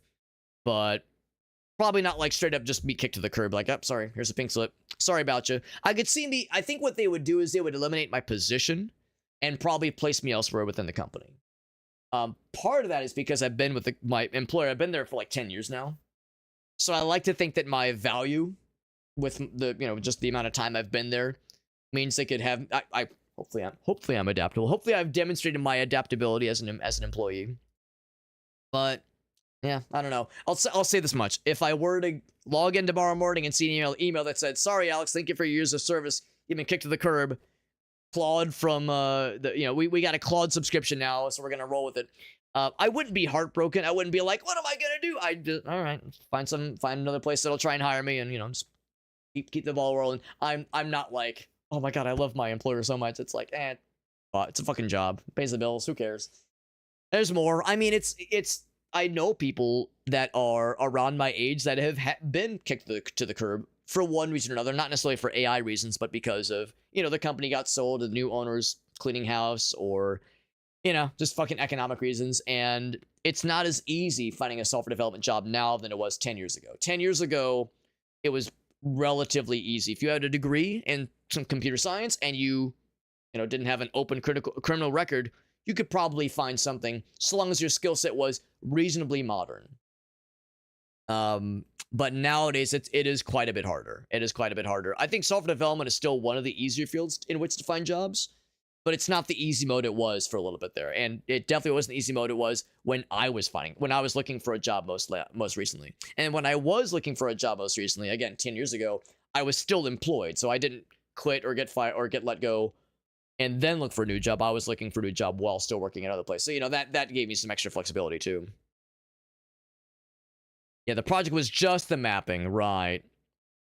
CEOs don't see people; they see dollars. Well, that's what I'm saying. I like to think, right? That's such a loaded phrase, but I like to think that there are maybe not CEOs, but at least someone in the ranks of those making decisions that sees value, which is to say dollar signs, to the human element. I like to think that there is still a soulless dollar sign associated, but there are folks that say we recognize, if at least right now, if we like go all in on AI, it's going to piss everyone off because AI has such a negative association right now.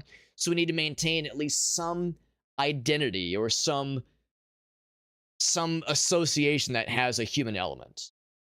However that is, and I don't exactly know what that would look like, but I like to think that that means that there's a chance that there are companies out there that, when seeing the writing on the wall, won't say we're just going to go all in truly on AI and automated stuff and still have some human employees. Now, will some human employees mean less? Probably, yeah. I mean, of course, we've already seen some of that for sure. To the degree we see it in this video game, that I don't know, because 37.5% is an impossible amount of unemployment to consider, especially when they were saying that in this game the population is reaching 10 billion. So, you know, what is that, right? 10 billion people, 37.5% of those are out of, well, let's roll back because that might be more specifically United States. So that's probably fair. That's only United States. I don't know what the population of the United States is right now, but if you multiply that by the same, well, you can't really do that assumption either. I don't know. We'll assume that whatever the growth rate of the United States is right now is linear. Well, maybe not linear, but it stays the course. And 12 years in the future, it has gotten to that point, and then multiply that number by 35.7%. It's 37.5%. It's still probably an insurmountable number, and I worry that at that point, shit starts to, like, maybe not break down, but shit starts working not as good.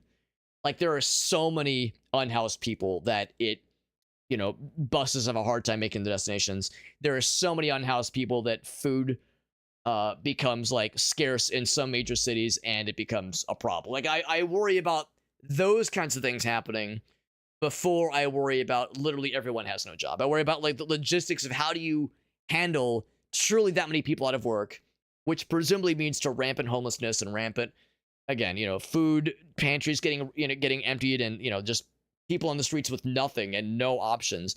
We saw some of that in game, but it was just kind of a onesie twosie. You see one homeless guy here, one there. There were implied worse neighborhoods that we saw, of course, but yeah, it's like I think we were talking about the scales of things happening and other little variables presenting themselves in unexpected ways. I think just with that high of unemployment, that high of a joblessness rate, that other things would become like major headaches before that number jumps to like 80%. That there's I don't know, it's kind of hard. It's kind of hard and kind of scary to imagine, honestly. Thinks he's valuable to the company. I like to think that I don't know if I'm, yeah, maybe that's like an ego thing. Maybe it's wishful thinking. But I like to think that after like 10 or so years and the kind of work that I do, that I've hopefully been useful enough where I'm worth keeping around. You know, I think they would probably be more likely to like, you know, like lower my paycheck and move me to somewhere else versus getting rid of me. But that's an assumption that typically is baked in with getting replaced by like a younger upstart versus getting replaced by AI or an android. So, you know, when that's more the consideration, it does kind of get murkier. Because, I don't know, I think it would have to depend. I think, like, if the nature of my job completely got upended, then it does get murkier. I'd probably say it that way. If, like, the nature of how software is written and reviewed, and, like, let me phrase it this way.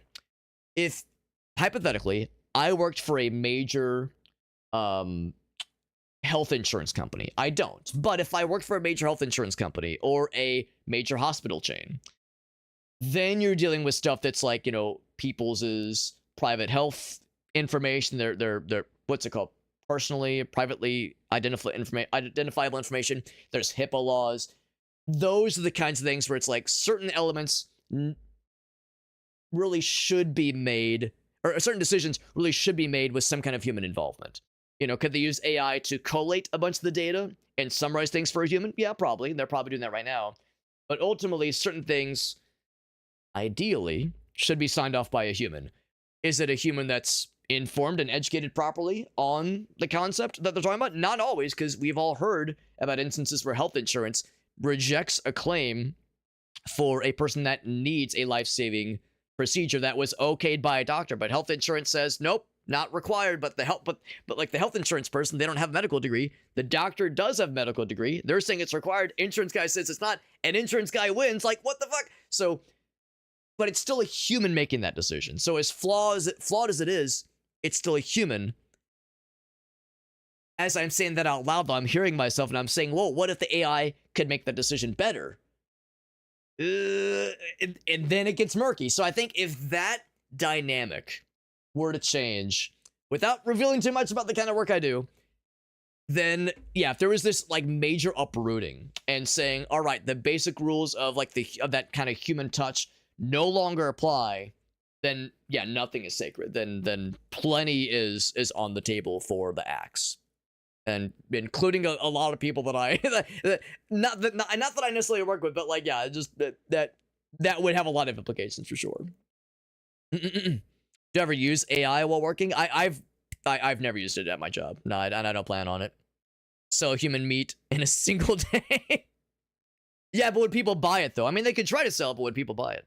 Now you got to dress it up as deluxe mystery meat, limited edition, Fortnite edition. I don't know. Well, then you're going for the youth vote.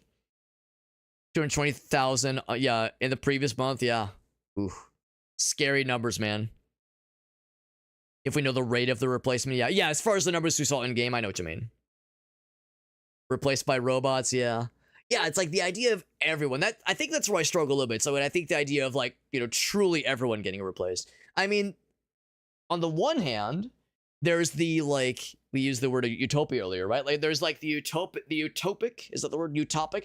The ideal utopia that says, oh, what if that does happen? And instead of it becoming a hellscape and humans are, you know, fucking not even wage slaves, just humans are homeless and desperate and sad, and CEOs and billionaires are the only humans that get to enjoy life. You know, that's the bad ending. That's the not so good ending. What about the good ending that says, oh, well, humans don't have to work, but there's universal basic income. And there's some form of like a social system that allows for humans to have their necessities, housing, food, blah, blah, blah.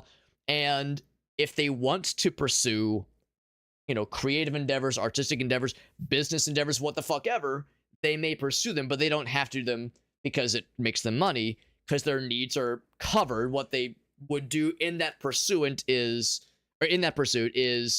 you know, extra stuff and or just personal fulfillment. Like, just that idea of the basics are covered, no one's gonna starve, but there's still stuff you can do. The details of that get murky, obviously, because how the fuck would that work, and how do we get there? That I don't fucking know, obviously. But those that are pro universal basic income as a concept wants to nudge us towards that outcome versus the really ugly outcome, the really bad, the dystopia one. Utopia versus dystopia, right? We all know which one sounds nicer, but the devil's in the details of how do we get there, and that I don't fucking know. There are people way smarter than I am that are probably losing, well, I lose sleep over it, but that's because that's more the, you know, fucking existentialism. There's people smarter than I am losing sleep over it because they're trying to solve it, not losing sleep over it like I am because it makes me sad. Totally different. Totally different. It sounds like some non-freedom talk right there. Yeah. It's, I mean, the idea of using, you know, universal basic income for some people rings the alarm bells that go, boop, boop, socialism, what the hell? And it's like, whoa, no. It's like, I'm not trying to, like, well, I have my personal political opinions that are probably not too hard to figure out, but I like to think that there are avenues that we can go down and, like, things, concepts to consider and pursue and try to understand that don't necessarily, you know, look in ways that resemble real life attempts that have gone awry, or botched mishandlings of, you know, of governments that tried something bold and it all fell apart, or civilizations from years gone by. I don't know. Some of that could be aided by technology, could be hindered by it.